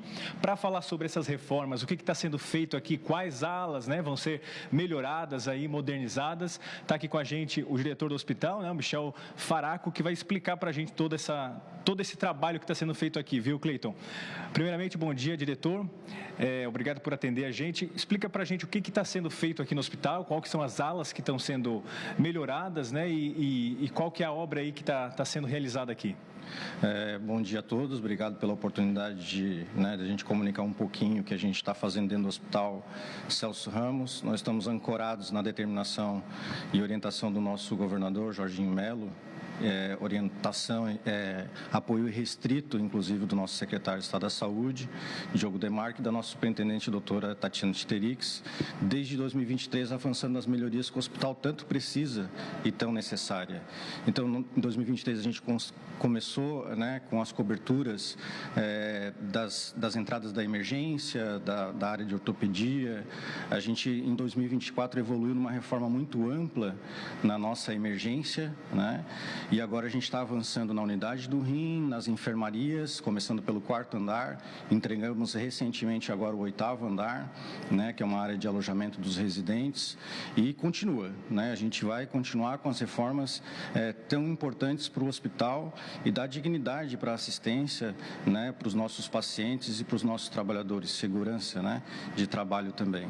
E a gente tem a previsão, inclusive, nesse ano ainda, de começar, né, nas próximas semanas, e finalizar até o final do ano a ampliação de leitos de UTI, né, no Hospital Governador Celso Ramos, também tão essencial, passando de 20 para 34 leitos de UTI, né, dá mais segurança para os atendimentos graves na porta da emergência, para os atendimentos de pacientes críticos internos, para as condições cirúrgicas de alta complexidade, e nós vamos avançar cada vez mais nos espaços internos para dar essas condições na melhoria do cuidado do paciente. Perfeito, diretor, até já deu em primeira mão aqui para a gente, né? Antes de começar, ele estava falando com a gente que, então, agora são 34 leitos, né, de UTIs que vão ser agora entregues aqui no Hospital Celso Ramos, né? Um melhoramento aí para quem precisa do atendimento aqui, dos leitos, para quem está internado aqui. Aqui na imagem do Erionto você já pode ver, a gente está numa ala que está tendo esse trabalho, que está agora nesse momento, Cleiton, o pessoal está descansando, né? Está comendo, mas aqui a gente já pode ter uma visão do que está sendo feito aqui, né, nessa ala. E, diretor, o investimento total, então, ultrapassa aí 5 milhões de reais. Já tem um prazo, uma expectativa de quando essas obras vão ser entregues aqui no hospital? Nós iniciamos com essa empresa agora com um montante de aproximadamente 5 milhões de reais. Temos expectativas de ampliar esse investimento e esse contrato prevê o início, então, esse ano com término no ano que vem. Então, um recado bem singelo para a comunidade. Acho que o nosso maior desafio nesse momento é conseguir fazer todas essas intervenções e manter a assistência ao mesmo tempo. Então, em algumas condições adequadas, mais temporárias, a gente vai ter, inevitavelmente, que acomodar os pacientes em outras situações, né? Mas vai ser bom para todo mundo no futuro, né? A gente vai ter uma estrutura cada vez melhor, uma estrutura bem preparada para acolher cada vez melhor os pacientes. Perfeito. O diretor estava conversando aqui com a gente, viu, Cleiton, que o maior desafio do hospital no momento é, então, conciliar, né, toda essa obra, né, estrutural aqui, que é gigantesca, né, para melhorar aqui o atendimento, com os próprios atendimentos aqui, né, de urgência, emergência e também quem está fazendo aqui seus exames, suas consultas, né, suas cirurgias. E o hospital aqui, Celso Ramos, é referência em neurotrauma, então ele atende muitos pacientes por dia, né, diretor? Quais são as outras referências e especializações que tem aqui no hospital e que vão continuar sendo prestadas aqui? Então, nesse período que é o maior desafio de manter a assistência às intervenções, a gente não vai fechar a porta, né? A gente vai continuar atendendo normalmente, como eu falei, em condições adequadas, mas temporárias. O hospital ele é referência para neurologia e neurocirurgia, para ortopedia e traumatologia, para otorrino, né, para oftalmo, a emergência de porta aberta com a especialidade de clínica médica, que é o nosso maior volume de atendimento, né? A gente enfatiza muito a questão cirúrgica, mas a gente também tem os pacientes clínicos, né? Então, a gente vai continuar mantendo o nosso movimento de atendimento de emergência, atendimento ambulatorial, atendimento de enfermaria normalmente. Perfeito. Muito obrigado. Agradecendo aqui o diretor do hospital, e a gente volta aí no estúdio com essa boa notícia, né? Agora o hospital sendo transformado e melhorado para quem precisa tanto desse atendimento aqui. Cleiton Ramos. Pelas informações, assim que é bom de noticiar, né? Melhorias, até porque a saúde agradece. Daqui a pouco, tudo sobre a política com Roberto Azevedo. Hoje teve encontro de governadores na Casa da Agronômica. Agora vem aí a previsão do tempo.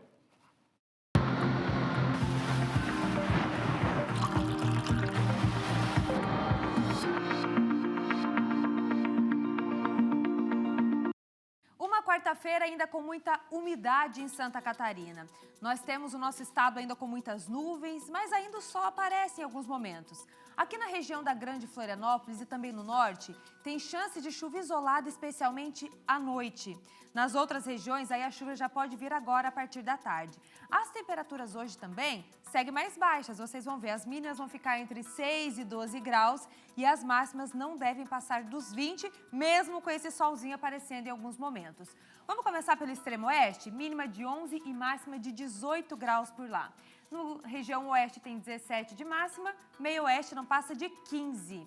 Região serrana, mínima de 6 e máxima de 12 graus, por lá temperaturas bem mais amenas. E aqui para nossa faixa leste a gente também tem, temperaturas máximas entre 14 e 18 graus, não devemos passar disso. Amanhã, a instabilidade aqui em Santa Catarina aumenta. A formação de uma frente fria traz chuvas e até temporais isolados, principalmente entre a tarde e a noite. O céu amanhã segue mais fechado em todo o nosso estado. E mesmo onde o sol aparece, aí ele não dura muito.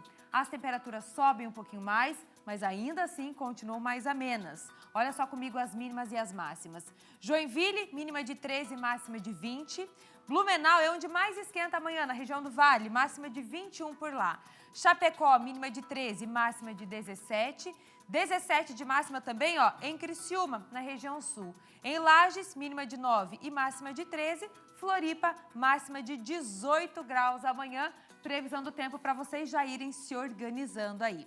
A gente vai ao longo dessa semana atualizando aquela questão da chance de neve também. Mais informações eu passo para vocês aí nos próximos dias. Cleiton. 12h33, Maria. Agora voltamos a Brasília, porque lá está o Maicon Leão, do SBT Brasília, está ao vivo em frente ao condomínio do ex-presidente Jair Bolsonaro para trazer as últimas informações. Boa tarde, Maicon. Oi, Cleiton, boa tarde a você, boa tarde a todos os amigos catarinenses. A atualização que a gente tem é que agora há pouco o ministro Alexandre de Moraes autorizou que o ex-presidente Jair Bolsonaro, que cumpre a prisão domiciliar nesse condomínio que nós estamos aqui, na região do Jardim Botânico, a mais ou menos uns 20 quilômetros de Brasília, vai poder receber também visita dos filhos, das cunhadas, dos netos e netas, sem a necessidade de uma autorização antes, como a gente tinha anunciado já aqui ao longo da programação do SBT, que desde segunda-feira, quando foi decretada a prisão domiciliar do ex-presidente, ele, para receber visitas, além dos advogados já constituídos ali no processo, ele precisaria solicitar isso ao Supremo Tribunal de Justiça, ao ministro Alexandre de Moraes. Mas agora a gente já tem ali essas pessoas que estão autorizadas, os filhos, as cunhadas, netos e netas, inclusive existe a previsão para que o filho, o senador Flávio Bolsonaro, venha fazer uma visita ainda hoje. Ontem ele recebeu a visita ali de líderes da oposição no Congresso, foi aceito ali pelo ministro Alexandre de Moraes que ele recebesse essas visitas, mas desde segunda-feira Bolsonaro está em prisão domiciliar. Até então, Cleiton, como que funcionava? Ele já era alvo ali daquela medida cautelar imposta pelo ministro Alexandre de Moraes, do uso da tornozeleira, da proibição do uso das redes sociais, e até então ele saía aqui desse condomínio por volta de umas 9h30 da manhã, voltava por volta das 5, 6 horas da tarde. Na segunda-feira, inclusive, foi justamente nessa volta ali por volta das 6 horas da tarde que ele foi informado pelos policiais federais que o aguardavam aqui no condomínio dessa mudança. Segundo o ministro Alexandre de Moraes, essa mudança ali da prisão na verdade, do monitoramento pela tornozeleira eletrônica para a prisão domiciliar se deu pelo descumprimento reiterado ali das medidas cautelares. Ele já tinha sido alertado uma vez pelo ministro referente ao uso ali das redes sociais, seja dele ou de terceiros, quando ele parou para conversar com os jornalistas na saída do Congresso e mostrar a tornozeleira, o ministro Alexandre de Moraes considerou naquele momento o descumprimento da medida cautelar. Então questionou os advogados ali para que eles se manifestassem, eles se manifestaram e aproveitaram para questionar.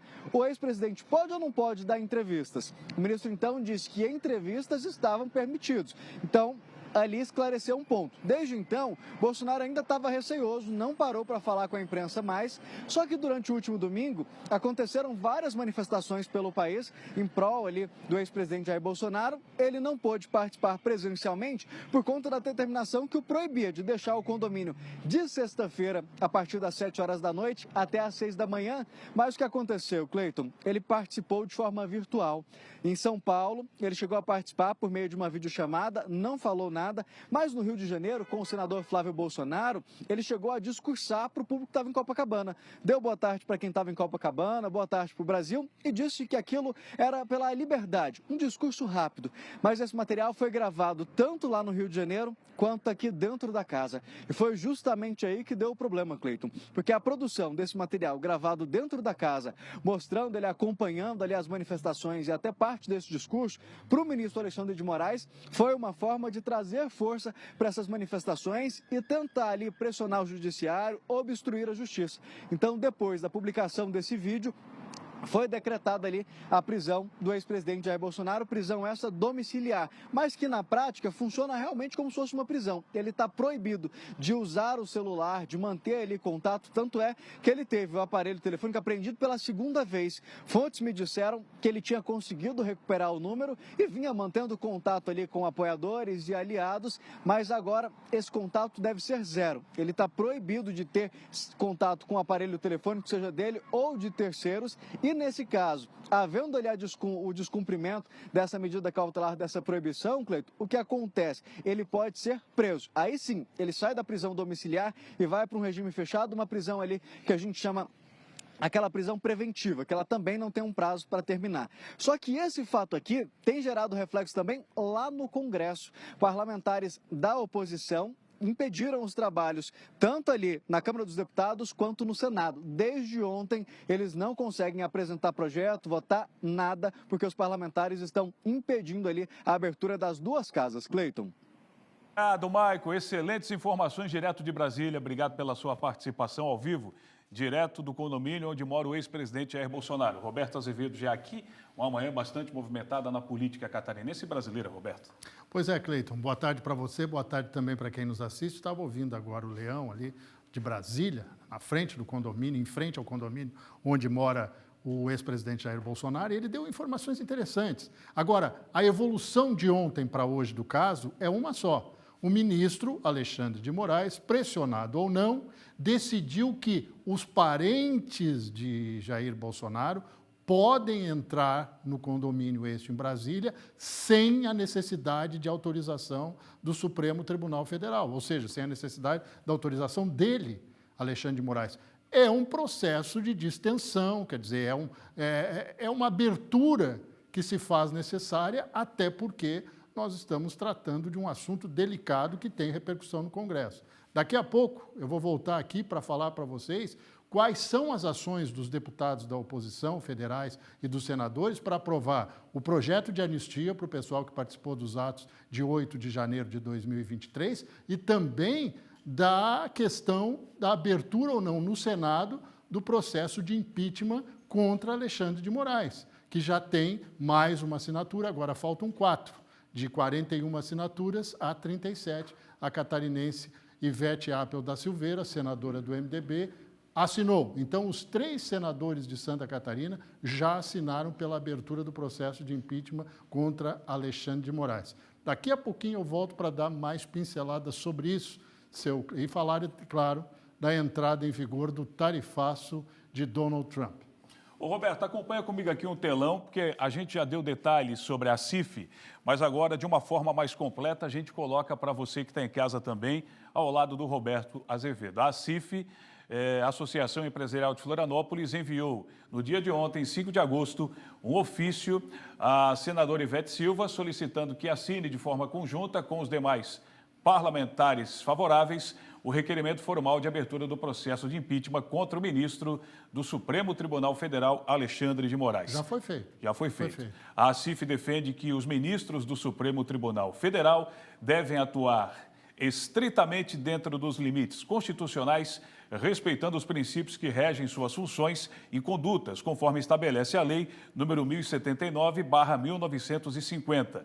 Entre eles, destacam-se não alterar decisões já proferidas, senão por via de recurso, não julgar causas nas quais sejam legalmente suspeitos, não exercer atividade político-partidária, não agir com desídia no cumprimento de seus deveres e manter conduta compatível com a honra, dignidade e o decoro do cargo. A entidade entende que, quando essas garantias são desrespeitadas, é dever do Senado Federal exercer o seu papel constitucional de fiscalização e responsabilização nos termos da própria lei, número 1079/50. Conforme solicitado pela entidade, a senadora assinou na manhã desta quarta-feira, em conjunto com os demais parlamentares favoráveis, o requerimento de abertura do processo de impeachment, conforme previsto no artigo 52, inciso 2, da Constituição Federal e regulamentado pela Lei número 1079/1950. Ainda, a CIF se sensibiliza a senadora pelas demais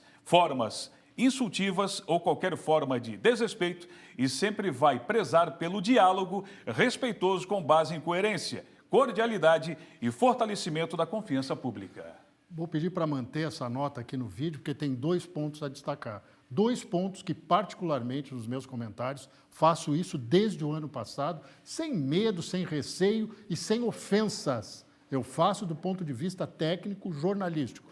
Um ponto que tem aqui na lei: a questão de julgar causas nas quais não sejam legalmente suspeitos. Mas a questão de suspeição aqui não é que você é um agente do processo. Você, na realidade, está envolvido no processo. É a questão da suspeição. Eu defendo que o ministro Alexandre de Moraes, desde há muito tempo, desde o ano passado, não poderia ser o julgador desse processo. Ele deveria ter alegado suspeição, porque, em parte do processo, aquele que fala da suposta tentativa de golpe de Estado, ele é apontado como um possível alvo numa tentativa de homicídio. Então, isso o desqualifica para ser juiz de uma ação onde ele podia ter sido vítima.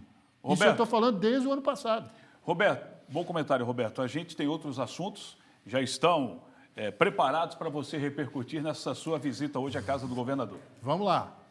Pois bem, gente, amanhã, 9 governadores brasileiros, entre eles Jorginho Melo e Ratinho Júnior, que está neste momento em Florianópolis, vão participar de uma reunião em Brasília para debater saídas para esta crise institucional que abala o país. Ou seja, uma crise política com vários outros componentes que coloca em conflito o Congresso Nacional com o Poder Judiciário.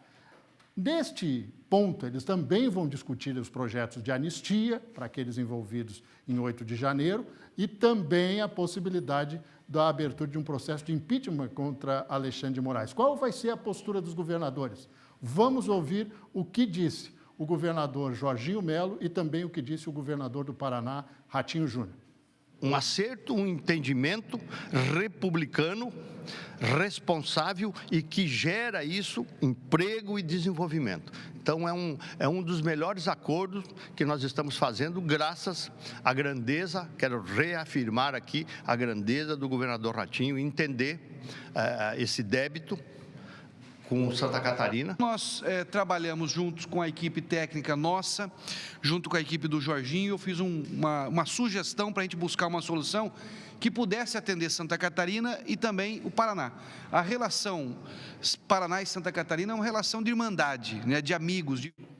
Pois bem, isso é outro ponto que a gente vai falar depois, mais tarde, lá na minha coluna no SCC 10 e também no Tá na Hora Santa Catarina, que é a questão dos royalties do petróleo. O que eles vão fazer amanhã é tentar saídas para essa crise institucional lá em Brasília.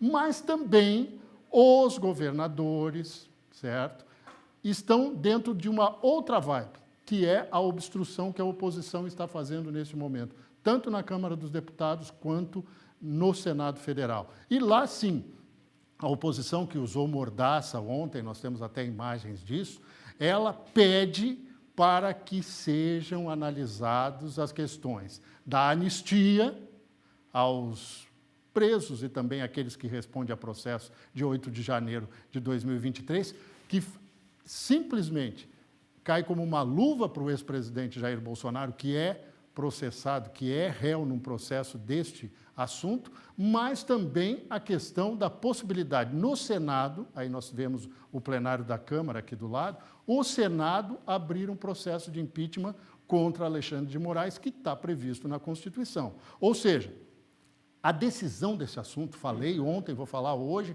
vou falar a eternidade, está na mão do Congresso Nacional. Não tem que ter interferência institucional nem do Judiciário, nem do Executivo, falo do Palácio do Planalto. É uma decisão que deputados federais e senadores têm que tomar. Este é o papel deles constitucional, arcando, inclusive, com eventuais consequências. Mas tem que trabalhar. E só vai se saber se tem os votos suficientes para aprovar um processo de impeachment contra o ministro Alexandre de Moraes, se levar à votação. Se não levar, nós ficaremos eternamente com aquela situação. Agora, para se abrir um processo de impeachment contra alguém, tem que ter uma causa determinada, o crime de responsabilidade. Aí nós entramos em outra seara. Existe crime de responsabilidade de Alexandre de Moraes ou querem dar o troco para ele? Isso tem que ficar dentro da lei, porque senão abre um precedente perigosíssimo. Pois bem, vamos tocando, agora nós vamos falar de tarifas, seu Cleiton Ramos. Certo, Roberto. Tarifas de Donald Trump que entraram em vigor hoje, 50% sobre os produtos brasileiros, é uma paulada na nossa economia. Mais de 36% de produtos do Brasil exportados para os Estados Unidos foram tarifados. Nós podemos até dar uma olhadinha aqui nos nossos gráficos, que basicamente tarifa de 50% em cima de todos esses produtos. Açúcar, autopeças, café, carne bovina, granito, móveis, isso afeta muito a indústria de Santa Catarina, madeira e móveis, porque o que foi liberado das madeiras não atinge o que é beneficiado, o que é pronto. Produtos siderúrgicos, tabaco, leia-se aqui fumo, tratores e implementos, máquinas e motores, afeta a economia de Santa Catarina. Mas hoje eu ouvi do secretário Cleverson Ziver da Fazenda a seguinte informação: nós ainda estamos apurando para ver o tamanho de impacto. E o que o governo de Santa Catarina está tentando fazer? Devolução de créditos de ICMS, linha de crédito especial para os empresários afetados e postergação do pagamento de impostos, ou seja, renúncia fiscal. O governo admite que vai ter que fazer isso para proteger o empreendimento, mas também proteger empregos. Vamos tocando sobre produtos tarifados. Temos aqui também aqueles que não foram tarifados, não é? Pode ser na nossa sequência ou ficamos aqui e tocamos o barco à frente. Mas os dois governadores, Ratinho Júnior e Jorginho Melo, falaram sobre a questão do tarifaço de Donald Trump e o que os estados vão fazer para diminuir o problema. Portam para os Estados Unidos, vendo o que foi isentado, o que não foi, o que ficou. A gente já tem um mapa claro disso. Não é um tigre, é um gatinho. Nós temos também alguns setores que podem ser afetados. Acho que mais também agora é sentir o tamanho da bronca, né? Porque todo mundo está no achismo ainda, né? Vai parar alguns setores.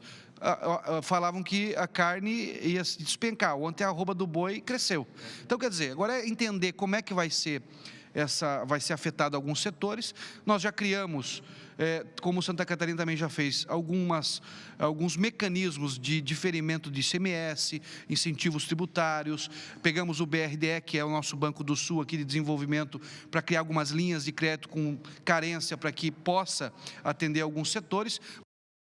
Pois bem, são medidas práticas. Esse é o mundo real, é o mundo da economia real, aquele mundo que não está lá dentro do Congresso Nacional agora. É um mundo real e que nós vamos ter que enfrentar. Todos os brasileiros vão ter que enfrentar. E, evidentemente, que a parcela de responsabilidade dos governantes é muito maior, porque não pode deixar empresas quebrarem, não pode deixar o desemprego campear no Brasil por uma questão política partidária. Vou repetir, por uma questão política partidária ideológica, que foi esse o fundamento que o presidente Donald Trump usou para dar a maior tarifa de 50% sobre os produtos brasileiros. Isso não é justo, não é correto. E não tem instrumento no mundo que resolva isso. Organização Mundial do Comércio ou coisa parecida. Enfim, é um problema que nós vamos. Agora, entre todas as pessoas com quem eu falei hoje, inclusive o governador e o secretário da Fazenda, Cleverson Ziver, de Santa Catarina, ainda não se sabe o tamanho do problema. Exatamente qual é o produto que está isento, qual é o produto que não está. Por exemplo, leque de madeira aparece como isento. A gente sabe da importância do leque de madeira na sociedade mundial. Tá certo, Roberto. Mais detalhes acompanhando em tempo real lá no portal e também no Tá Na Hora. Maristé. Agora, 12h51. Hoje tem Pé na Estrada na Tarde é Nossa.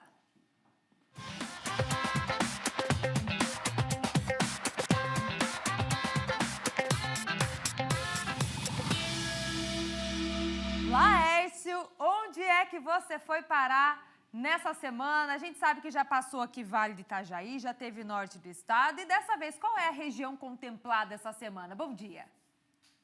Boa tarde a todos. Eu estou em Laguna, Maria. Já cheguei bem cedinho aqui na cidade. Estava aguardando aqui para aparecer aqui no SCC meio-dia. O pessoal está chegando aqui bem em frente. Pode mostrar, né, meu filho? Bem em frente ao Mercado Público Municipal. E olha ali, ó, mostra aqui, Nereu. Mostra aqui, Nereu. Ó, o pessoal aqui, ó, dá um tchauzinho para a câmera lá. Ó. O pessoal já chegando aqui para participar do programa já ao vivo para todo o estado. A brincadeira já está definida, Maria Esther. É o povo querendo participar e interagir com a gente ao vivo na tela do A Tarde é Nossa. É o Pé na Estrada, circulando Santa Catarina. Lembrando que hoje nós estamos aqui em Laguna, amanhã nós vamos estar em Criciúma, atenção Criciúma, na Praça Nereu Ramos, e na sexta-feira nós vamos estar em Tubarão, lá no Calçadão, e aí sim a dona Maricotinha vai participar ao vivo com a gente. Enfim, já a partir da 1h05 tem uma Tarde é Nossa para todo o estado, levando a alegria, diversão e prêmios. É o programa mais querido de Santa Catarina, Maria.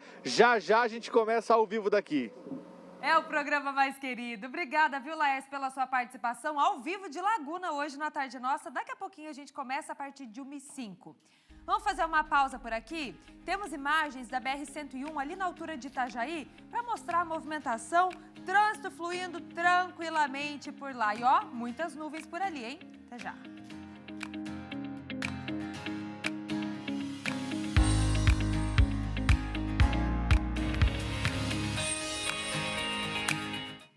Estamos de volta com o SCC Meio-Dia dessa quarta-feira. Em Lages, os motoristas precisam ficar atentos porque um trecho da Avenida Belisário Ramos está bloqueado hoje para obras de recapeamento asfáltico. Xana Marcon está chegando ao vivo com as informações sobre esse local que está interditado, as obras também que estão sendo executadas por aí. Conta todos os detalhes, Xana.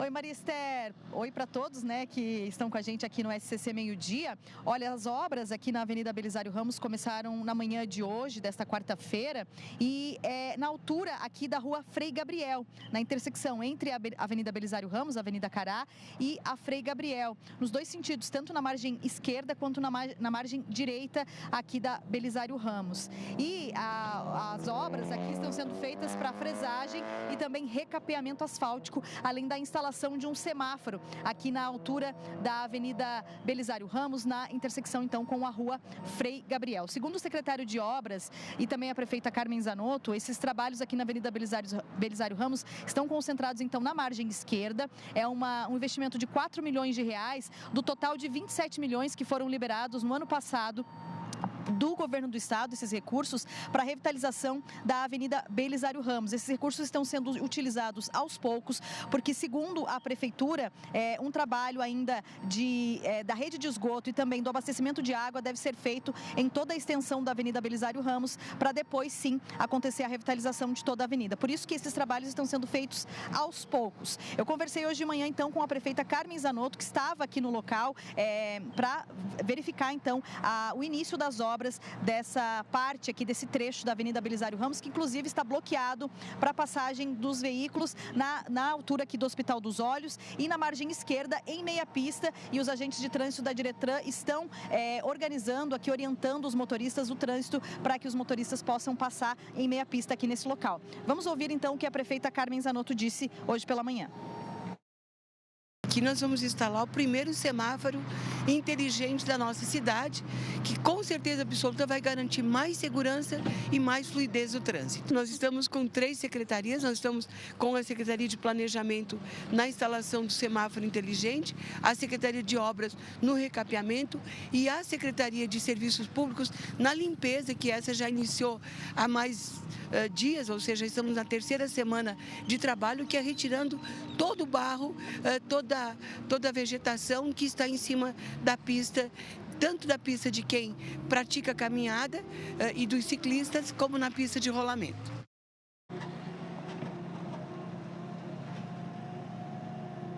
Então, os motoristas precisam ficar atentos, porque nos próximos dias, então, a Avenida Belisário Ramos vai ficar interditada nesse sentido e na margem esquerda, em meia pista, os motoristas precisam ficar atentos. Volto com você, Marister.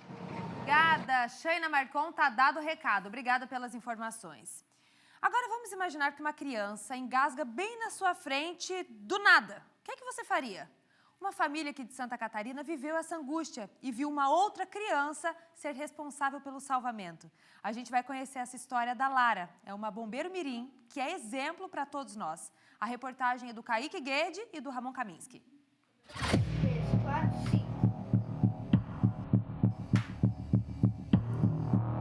Uma tragédia poderia ter acontecido, mas a Lara manteve a calma e evitou o pior. Aos 9 anos, a pequena tem uma maturidade de dar inveja.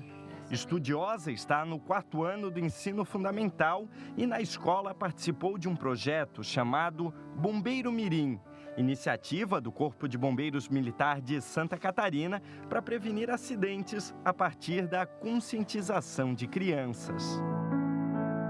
Eu me sinto feliz por ter ajudado e também, não só feliz, mas também grata, porque eu gosto de ajudar as pessoas. Foi nesta sala, no dia 25 de julho, apenas 9 dias após a formatura da Lara no projeto, que ela salvou a vida da priminha Isabela. As duas estavam aqui, quando a mais nova, de apenas 3 anos de idade, começou a engasgar. E então, a bombeira mirim colocou em prática tudo o que aprendeu ao longo do curso. Primeiro eu coloquei a mão fechada em cima do biguinho dela e bati com essa mão mais para trás das costas.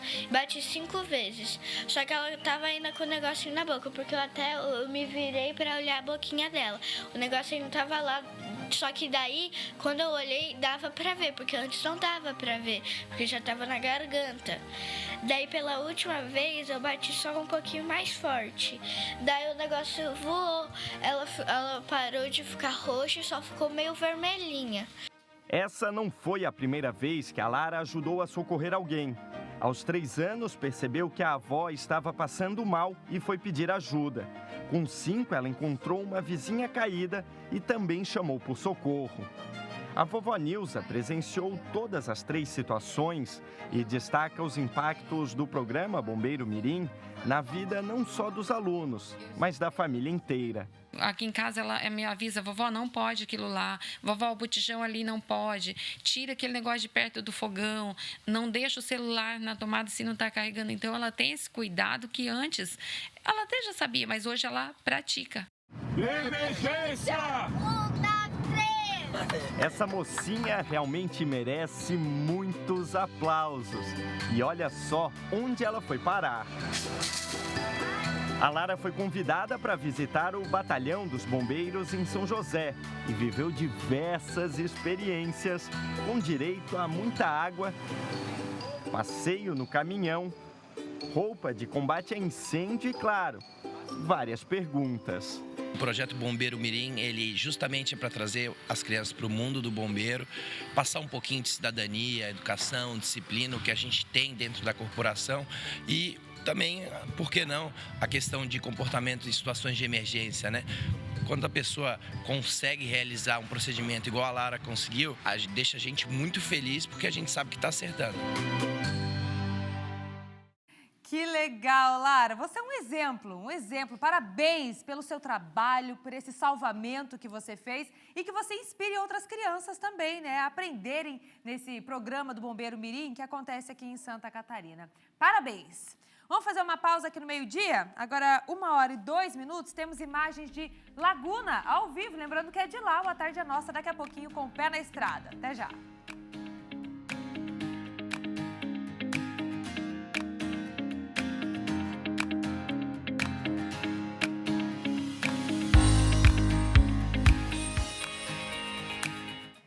Estamos de volta com o SCC Meio-Dia.